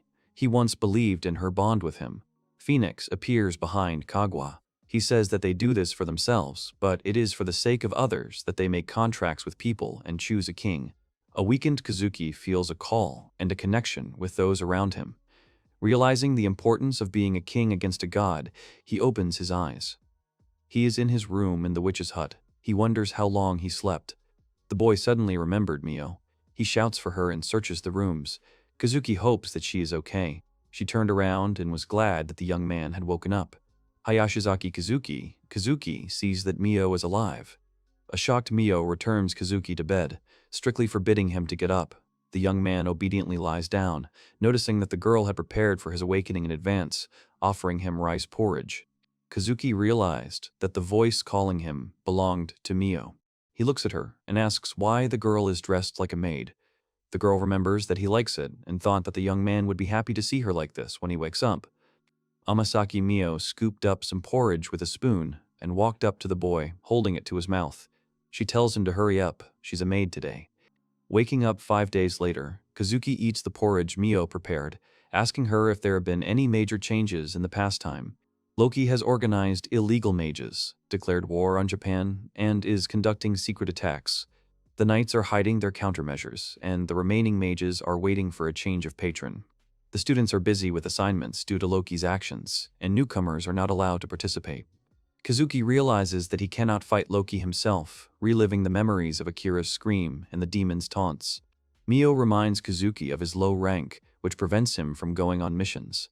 The boy grins at his forgetfulness, agreeing to increase his chances of success by collaborating with the higher-ranking Mio. Now they are no longer mistress and servant, but partners fighting shoulder to shoulder. Defeating villains, they will travel the world in search of adventures and hidden treasures, as well as carry out tasks and those related to Loki. The girl thought that the young man didn't like it because he had a displeased look. The guy said that it was an honor for him. He was speechless. Amasaki Mio put her hands on his and says that she always wanted to be together with Hayashizaki Kazuki. The desire to protect her grows stronger in him. The girl gets closer and closer to the guy. Their noses almost touched each other, and their lips remained a couple of millimeters away. Kagwa and Hikara burst into the room. The president of the magic division shouts that she heard Kazuki's voice. Such a sudden appearance really scared the kids. They looked like tomatoes and were covered in sweat from stress. The president of the magic division jumped on Hayashizaki Kazuki. She cried because she was so worried. The girl was happy that he finally woke up.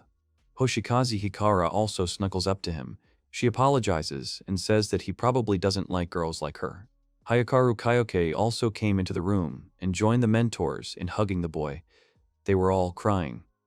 Amasaki is shocked by the behavior of her friends, who are under the influence of the desire for intimacy due to Asmodeus's magic. They ask to be allowed to temporarily use Kazuki's attention. Kazuki silently enjoys the company of the girls, causing indignant cries from a jealous Mio. Hiding his anxiety, the boy decides to protect his loved ones and play the role of a king. A few days later, the pilot reports on the radio that there are 6 miles left to the airport. He asks to prepare for landing. The plane landed on its landing gear. After flying some distance, the air transport stopped. A girl came out of it and flew to Japan. Amasaki Mio was grabbed by tentacles that were covered in a strange slime. The girl screams, resisting with all her might. A few minutes earlier, the boy and girl used their magic, a wall of fire, and bear it. The slime runs away from their attacks. Kazuki's sword is useless, which cannot be said about fire magic. Under Loki's leadership, attacks have begun, and students are taking part in missions to eliminate magical creatures. Mio calls Kazuki on a mission. A joyful Mio cuddles up to Kazuki, noting the successful use of the necessary magic. The guy asks him to concentrate, convinced by the girl to carefully check the result. The boy looks at the remaining crimson slime on the ground. He notices that it has a strong defense against fire magic. While Hayashizaki Kazuki is thinking about what they should do, Amasaki Mio's attention is shifted to something else. The boy hears a piercing scream behind him and finds the girl trapped. She asks him not to look or approach. Kazuki shouts that now is not the time to say such things. Kazuki frees Mio from the tentacles and leaves with her. The effectiveness of simply cutting them off is questionable, but ice magic successfully deals with the slime. The frozen slime Kyoka decries the situation, noticing the overlap in the tasks. She suggests abandoning the battle and heading home. In this state, they were unable to continue the mission, and the boy was worried about it. Kazuki thanked them for their help and said that they would return to the academy now. Kazuki warns Kayuka about the slime's possible resistance to cold. Mio, feeling the heat and itching of her skin from the slime, cries, reporting discomfort. Enchanted by the slime, Mio confesses her love and seeks to get closer. Kazuki realizes the toxin's effect on the girl's brain, firmly refusing to give in to temptation. In the end, their first mission was a complete failure. After all, a team of 2 people might not be enough. Kazuki thought about inviting someone else to join the team. Amasaki Mio refuses the boy's idea. She doesn't want some strange person to join them. Hayashizaki Kazuki says that because there are so few people on the team, the number of possible tactics is very limited. Amasaki stood up and started to loudly say that she would try harder and become even stronger. She was categorically against having someone else on their team. If Kazuki could use more spells, the problem would be solved, but he is currently unable to do so. Lisa informs Kazuki of Mio's impending demotion to Class B due to her dual losses and a failed mission. The threat of expulsion prompts Lisa to share the news with the boy, bypassing the girl herself. The teacher knows that there are only 2 of them on the team. If the boy thinks that such an assessment is unfair, he should invite one of his friends to join them. It would be best if Kazuki could convince Mio to accept someone like Hikari Kyoka. He would also be able to get along better with her, but Mio's feelings are also important to the boy. Lost in thought, Kazuki runs into Koka. Upon learning of her presence, he shares news of the failed mission and the implications for the rankings. The boy laughs and says that he is only an E rank. Kyoka's face changed from calm to gloomy and stern. She says it's unfair. They shouldn't have given a grade just because the task was failed once. Kazuki asks the girl about her concern for him. Kaki explained that it wasn't because she cared about him. She was saying thanks for that day. Thanks to the boy, the girl successfully completed the task. Hayashizaki Kazuki realized that it was about the phrase about the characteristics of the slugs. Without his advice, Kyoka would have used ice magic on the slugs and lost her composure. Perhaps she would have fallen into a trap. They finished talking about the mission, and the boy decided to ask Hikari to join their team. The girl thinks that he is asking for help because they failed the mission and found themselves in a difficult situation. Kazuki admits that he is weak.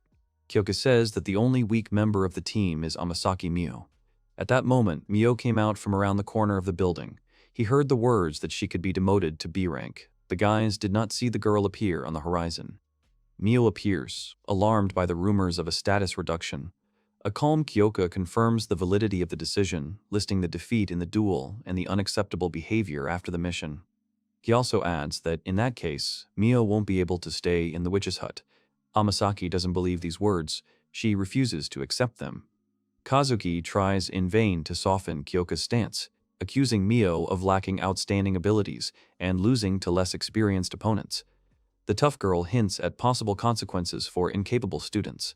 A girl challenges Amasaki Mio to a duel. If she loses, she'll be demoted to B rank. As Amasaki Mio and Hayakaru Kyoke put on their Descarteo Bridgex, they are watched by the Magic Division President and Lisa Westwood. There is an epic battle between the girls. 2 different elements against each other. Kazuki thinks that Kaguya is thinking that it would be better to see who is stronger. The president says that it is not quite like that and suggests that they see the outcome. Both Amasaki Mio and Hayakaru Kyoke use different spells. And now, it would seem, Kyoke has delivered a powerful blow, but no. Mio has a fiery armor, which her opponent was unable to penetrate. Kyoka blocks Mio's magic with a white album, taking advantage of the confusion to strike from behind. Kazuki calls out worriedly to Mio, who is being attacked by Kyoka. The observers note the boy's emotional reaction and Kyoka's superiority in mana. The clash between Mio's fire wings and Kyoka's ice bomb reveals the latter's advantage. As Mio prepares for her next spell, she attracts her opponent's attention. Kaguya says that when she is on the verge of defeat, she can gain a huge amount of magic and abnormal willpower. This is another one of Mio's talents for fighting Kyoka. Amasaki used the 5th level of magic twice in a row. An intense fight will not allow the rating of the participants to be lowered. Both opponents have exhausted their strength, disproving suspicions about the agreement. Lisa declared a draw. The lower-ranked person's score goes up. Hikari Kyoka is number 1 in his class. The professor informs Amasaki Mio that the girl will be considered an A rank for a while. Kazuki and Mio, delighted by their victory, converse while Westwood fumes. What the youth noticed out of the corner of his eye turns out to be an unnoticed movement by an observer around the corner. Kazuki comes to discuss something with Kyoka, finding her in the library among many books. The girl is dressed modestly, only in a shirt. The young man turned away. The girl did not understand such an action. He explains that he cannot understand where to look while she is dressed like that. Kyoka doesn't want to change clothes for him and thinks that her body isn't worth looking at. The guy reminds her that he constantly tells her about her beauty.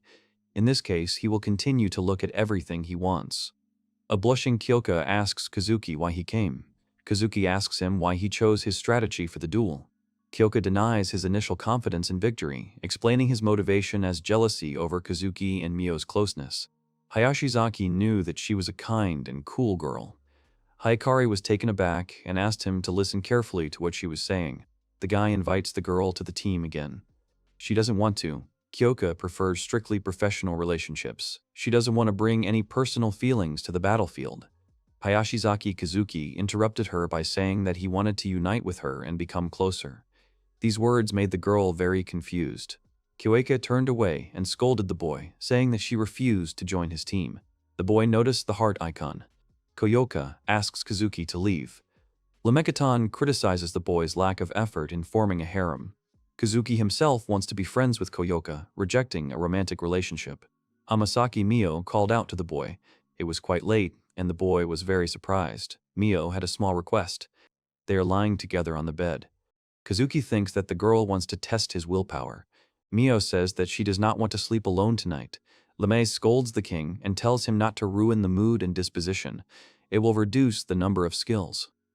Hayashizaki offers her to move a little, but the girl flatly refuses, saying that everything is fine. She reminds the young man that in childhood they often napped together. A sleep-deprived Mio wakes Kazuki up, telling him that she is used to living without help, relying solely on her own talents and hiding her weakness.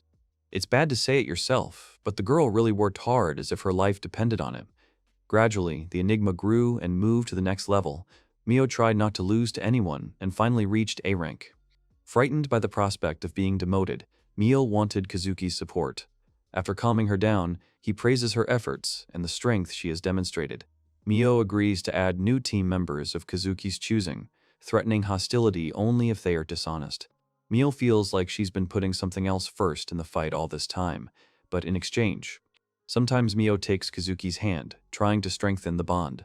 Both understand the importance of choosing the right partner for the team, falling asleep with thoughts of the future.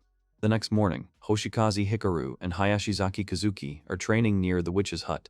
The vice president advises the boy not to fight force against force. Instead, it is better to continue to deflect the enemy's attacks. This works against opponents who fight like monsters and only use brute force. Kazuki reminds Hikare that the girl has a light harness, which should not be forgotten in close combat.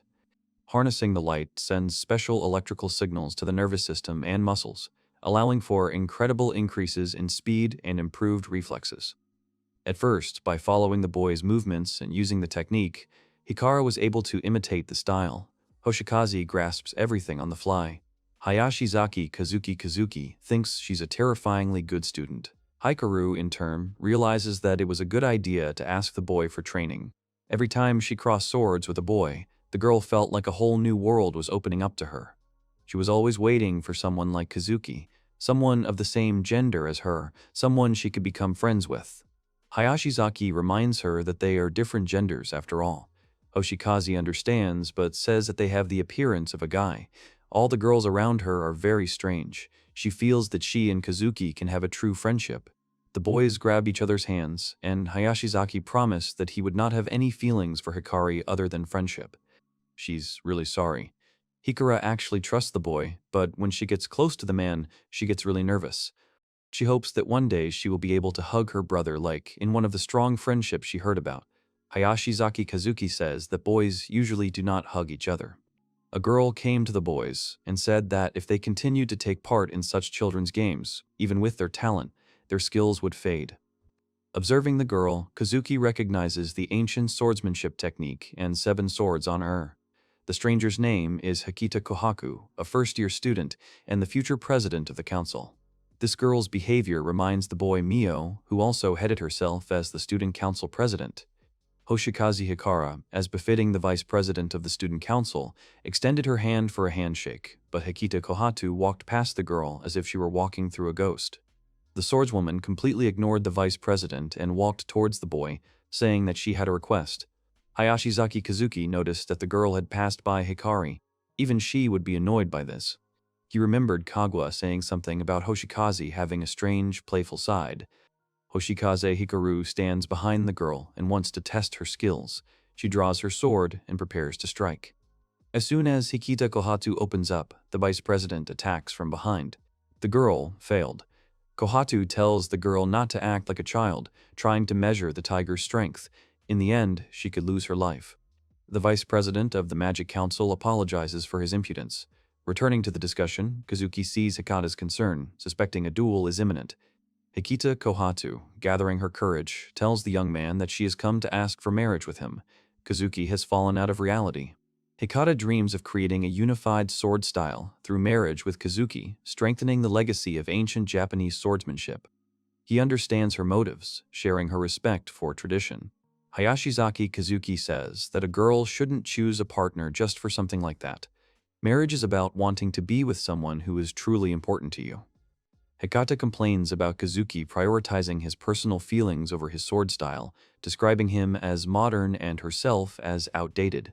Putting the topic of the wedding aside, the girl switches to discussing the team. About a first-class team of fencing, time of fencing. She heard that Kazuki always failed while being in a team of mages. In that case, Kohatsu suggests that the boy join such a team that she recently formed.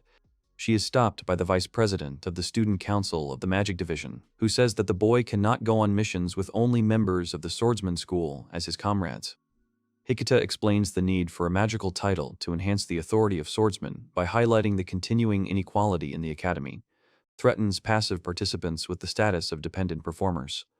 In line with her goals, Hikita Kohatsu wants Hayashizaki Kazuki to join her team, consisting only of swordsmen.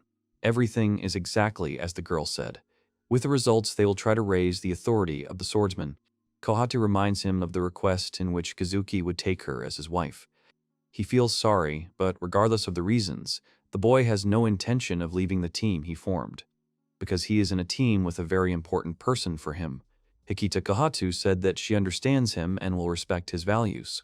But then he simply declares that he needs to become more important than his friend, and if they become a couple, they will get married. The guy sees that the girl does not understand any romance and suggests that she just give up. Hikita Kohatsu understands that she may be unworthy and does not understand the intricacies of gentlemen's hearts, but the girl definitely wants to win the heart of Hayashizaki Kazuki.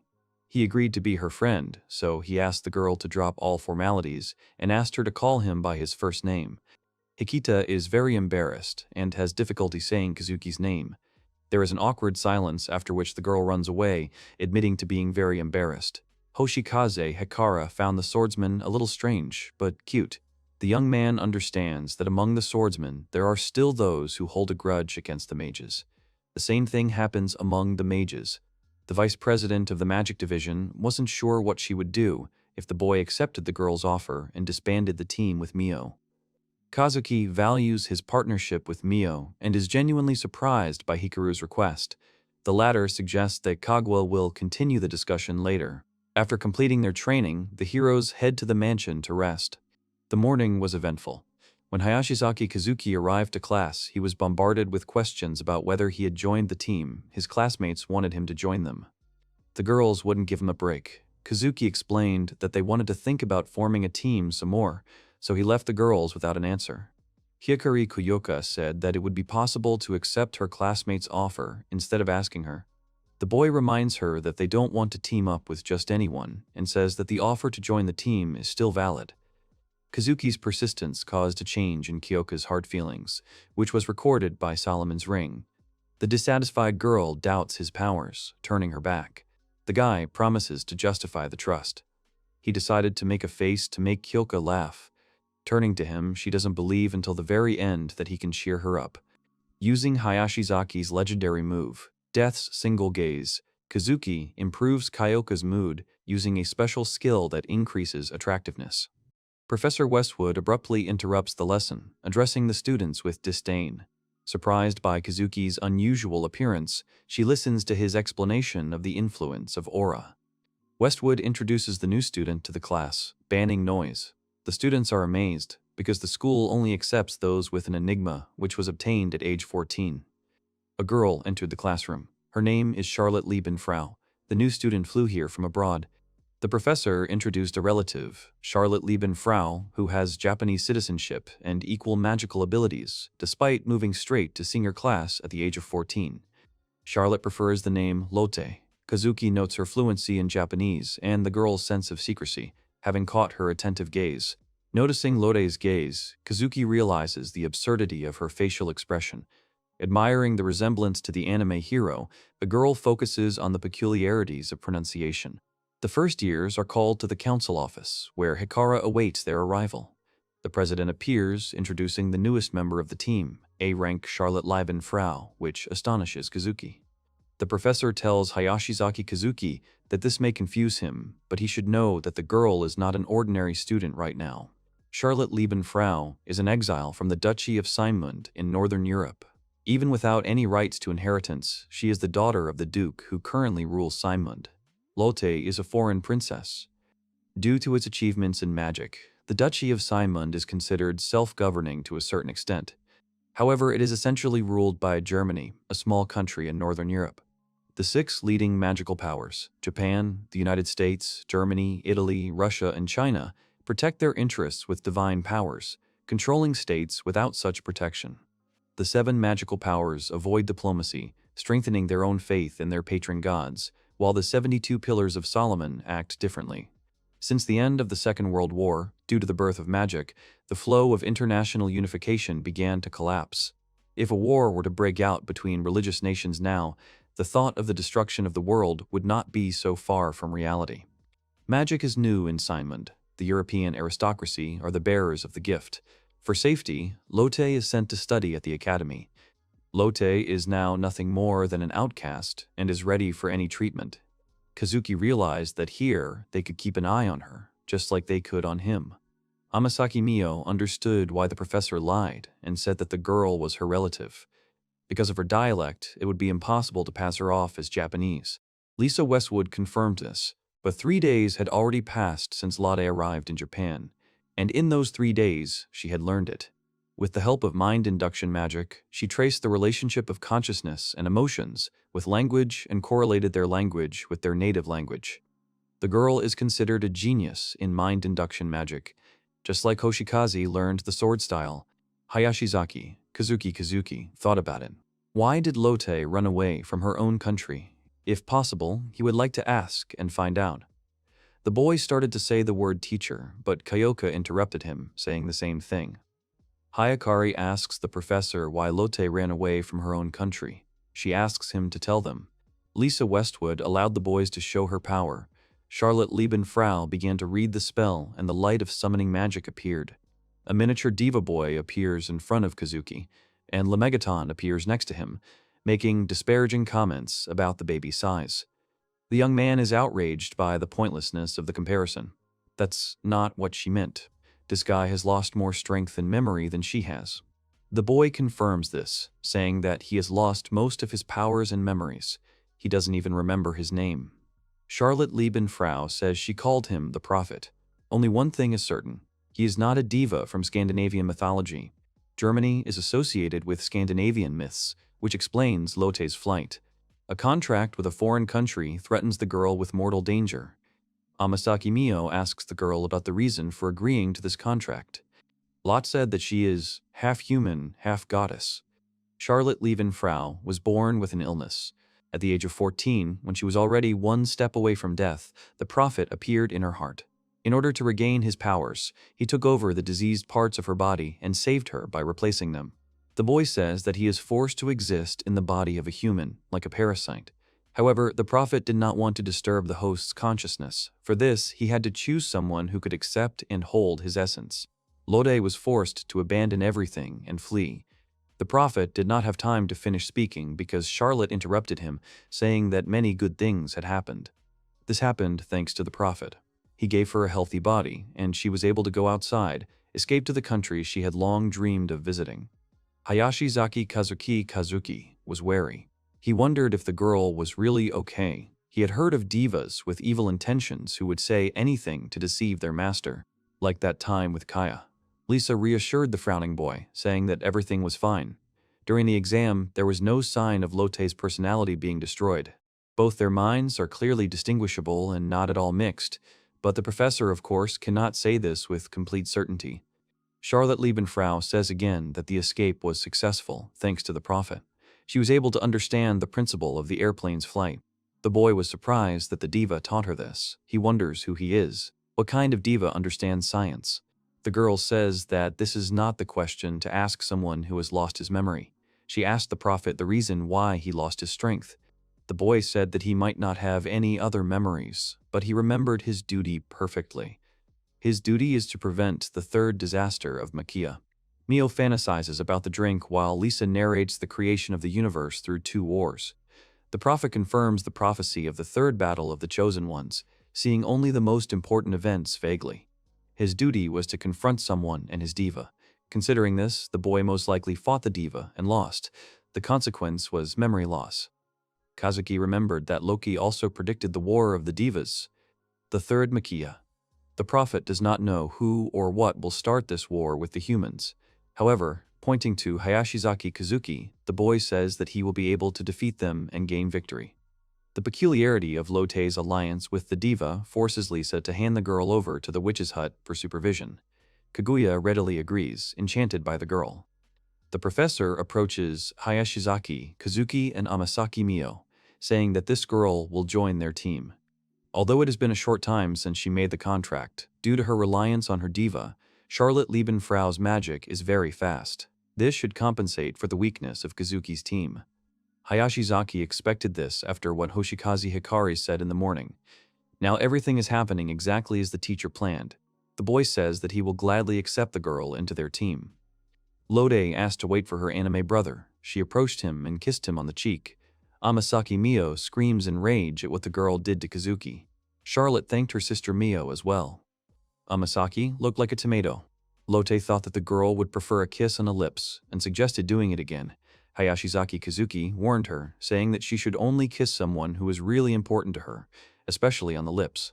This is for the one you want to protect with your life. It's like you're making a vow and putting your soul into it. Charlotte Liebenfrau understood and said that there was such a deep meaning behind this action. The young man looked at Mio and realized that she did not remember anything. The prophet bowed and swore his allegiance to Hayashizaki Kazuki. The Ring of Solomon itself activated the magic and added the boy to the schedule.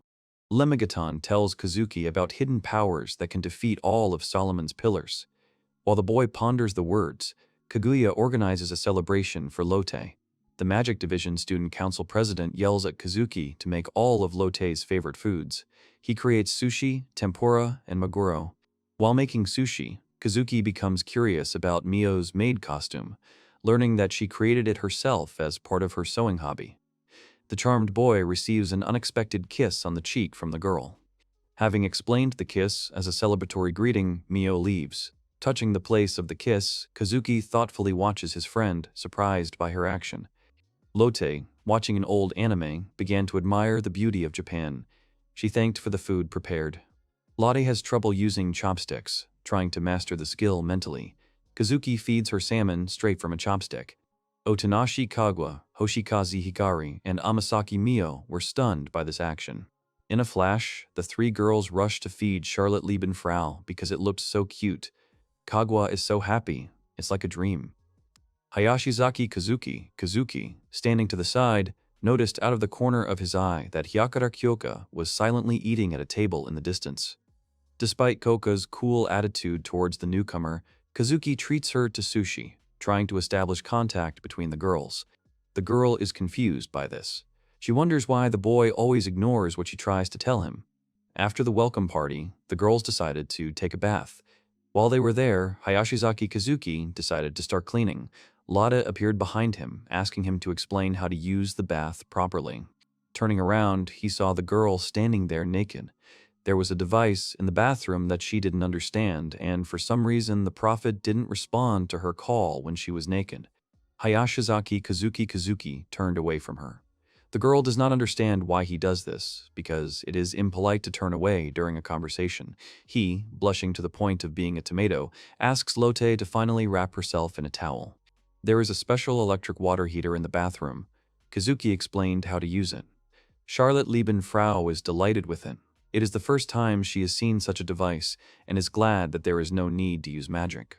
The young man is surprised that in Seinmund you have to use magic for this. The average citizen would use it, but at the imperial court, everyday life consists of magic. Germany practices Scandinavian mythology, which seeks to overcome the desire for the flesh. Among the mythologies of all advanced countries, it is one of the strictest. The use of machines is not part of the beliefs in Germany. Lotte thinks that machines are really amazing, but the Scandinavian myth system rejects the use of machines. There is nothing to be done but to regret it, as Charlotte Liebenfrau says. It is natural to remove people who have lost their strength from society. If one happens to discover great strength, isn't it better to want to protect someone weaker? Shouldn't this feeling be considered natural?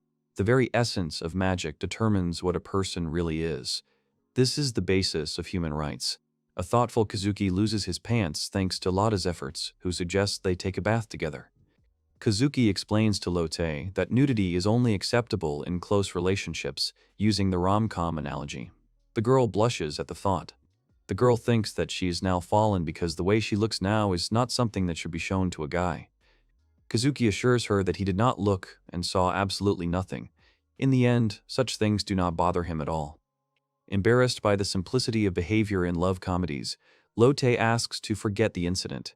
Lemegaton advises to get down to business, leaving the bathroom. Hayashizaki Kazuki finished taking a bath and was returning to his room. He noticed that the door was slightly open. When he entered, he saw Kaguya sitting on the bed in her battle attire.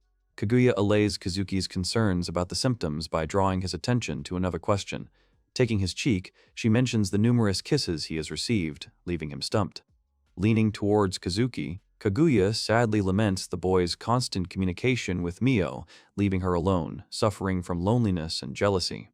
The girl began to talk to herself out of sadness. Kaguya whispered to him that she had heard what the knights were talking about while they were on the mission. They were saying that the Scandinavian knights had already sent a request to Japan to extradite Lotte. Of course, if Japan were to hand Charlotte Liebenfrau over to Germany, nothing but a death sentence awaits her.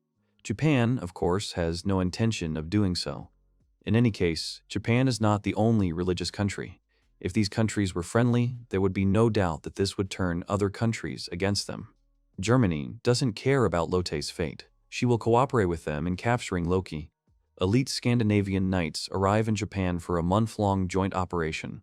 As an object of hatred in mythology, Loki will soon be captured. There is still a chance to save Kaya, so Kazuki wants to destroy Loki with his own hands. However, he cannot participate in the hunt for him now due to his uselessness. Kaguya is a little jealous of the boy's concern for Mio. Hayashizaki Kazuki should focus on becoming stronger. Otherwise, he won't be able to protect anyone. That's what Otonashi Kaguya tells the boy. The young man realizes that the girl is right and he should stop fooling around. The president says that he, for example, should be more persistent in trying to go all the way with Kaguya. Hayashizaki Kazuki suddenly realized that the Magic Division Student Council president had heard about the power of Lemegaton from Professor Lisa. He grabbed her shoulders and pushed her away from him. To go all the way with Kaguya. Even if he said to finish with a girl like her, the boy doesn't know what to do. The president says that when he stares at her like that, it's 100 times more embarrassing than when she hugs him. Kazuki lets go of his hands, and an embarrassed Kaguya runs away, asking to forget the conversation. Before leaving, she reminds him of the important information, blushing and saying goodbye. The young man realizes the urgency of action before Loki is detained. Kanai points her finger at Hayashizaki Kazuki, shouting that he has been acting promiscuous and lecherous lately. The young man never thought that the day would come when he, the fool, would criticize her. The sister is outraged that the boy is going to study with a beautiful girl. She thinks that he intends to rise to the level of adulthood. Kazuki says that in exchange for teaching him kenjutsu, Hoshikaze will teach him magic. Hikari asks Kanai not to be so touchy. The vice president says that compared to her, Kanae is so cute that she can't be described in words. She lifts the fencing division president's head with her hand to look at her cute face. Kanae's older sister rushes to warn her brother about Hikari's suspicious aura. Kazuki calls his sister beautiful and charming, causing her embarrassment. The vice president of the magic division asks the boy not to joke like that. He won't be taken seriously when it's really needed. Charlotte Liebenfrau came running to them, looking for Hayashizaki Kazuki to talk to him. She started talking about last night. Lotte cheerfully and sincerely says that she doesn't mind now. Last night, she walked around Kazuki without clothes. Hoshikaze Hikari and Hayashizaki Kanae heard this. He doesn't understand why Lotte came running and said this now. The older sister is furious about this. She grabbed the hilt of the sword. This is the worst scenario in his life. While stopping his sister's attack, Hikaru points out the growing number of inhabitants of the witch's hut Kanae is vehemently opposed to the foreign guest, demanding that Lotte be personally checked. Hikita Kohaku runs up to Kanae, shouting that she will take on the testing of the creatures that want to follow Kazuki herself. The president of the Swordswomen is interested in the reason for Hikita's appearance. An outstanding first year joins the student council, but causes trouble.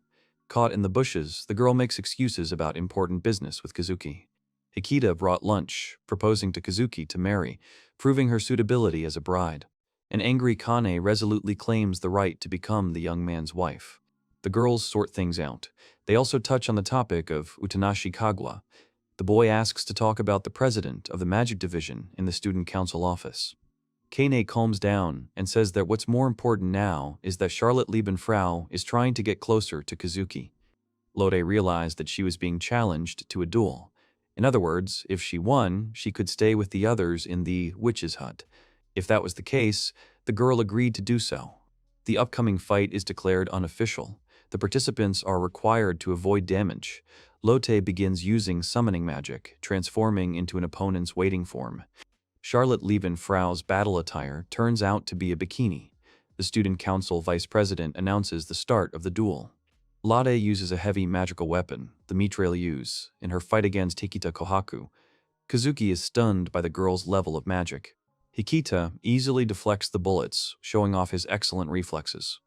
Kane explains the effectiveness of the intuitive technique against magic, given the weakness of the bullets. Lade doesn't have the stopping power needed to fight the swordsman. Kohaku wanted to strike, but thought she miscalculated something. But no, she imagined it. It's a Zoisenhofer. Charlotte Liebenfrau has armor polished with protective magic. Hikita Kohaku shouts to the girl that she has proven herself to be quite resilient. However, if she hits a crack in the armor, she can win. Charlotte Liebenfrau activated the collider field. She wore a huge suit of armor, like a robot. She shouted at her opponent that she should not be underestimated.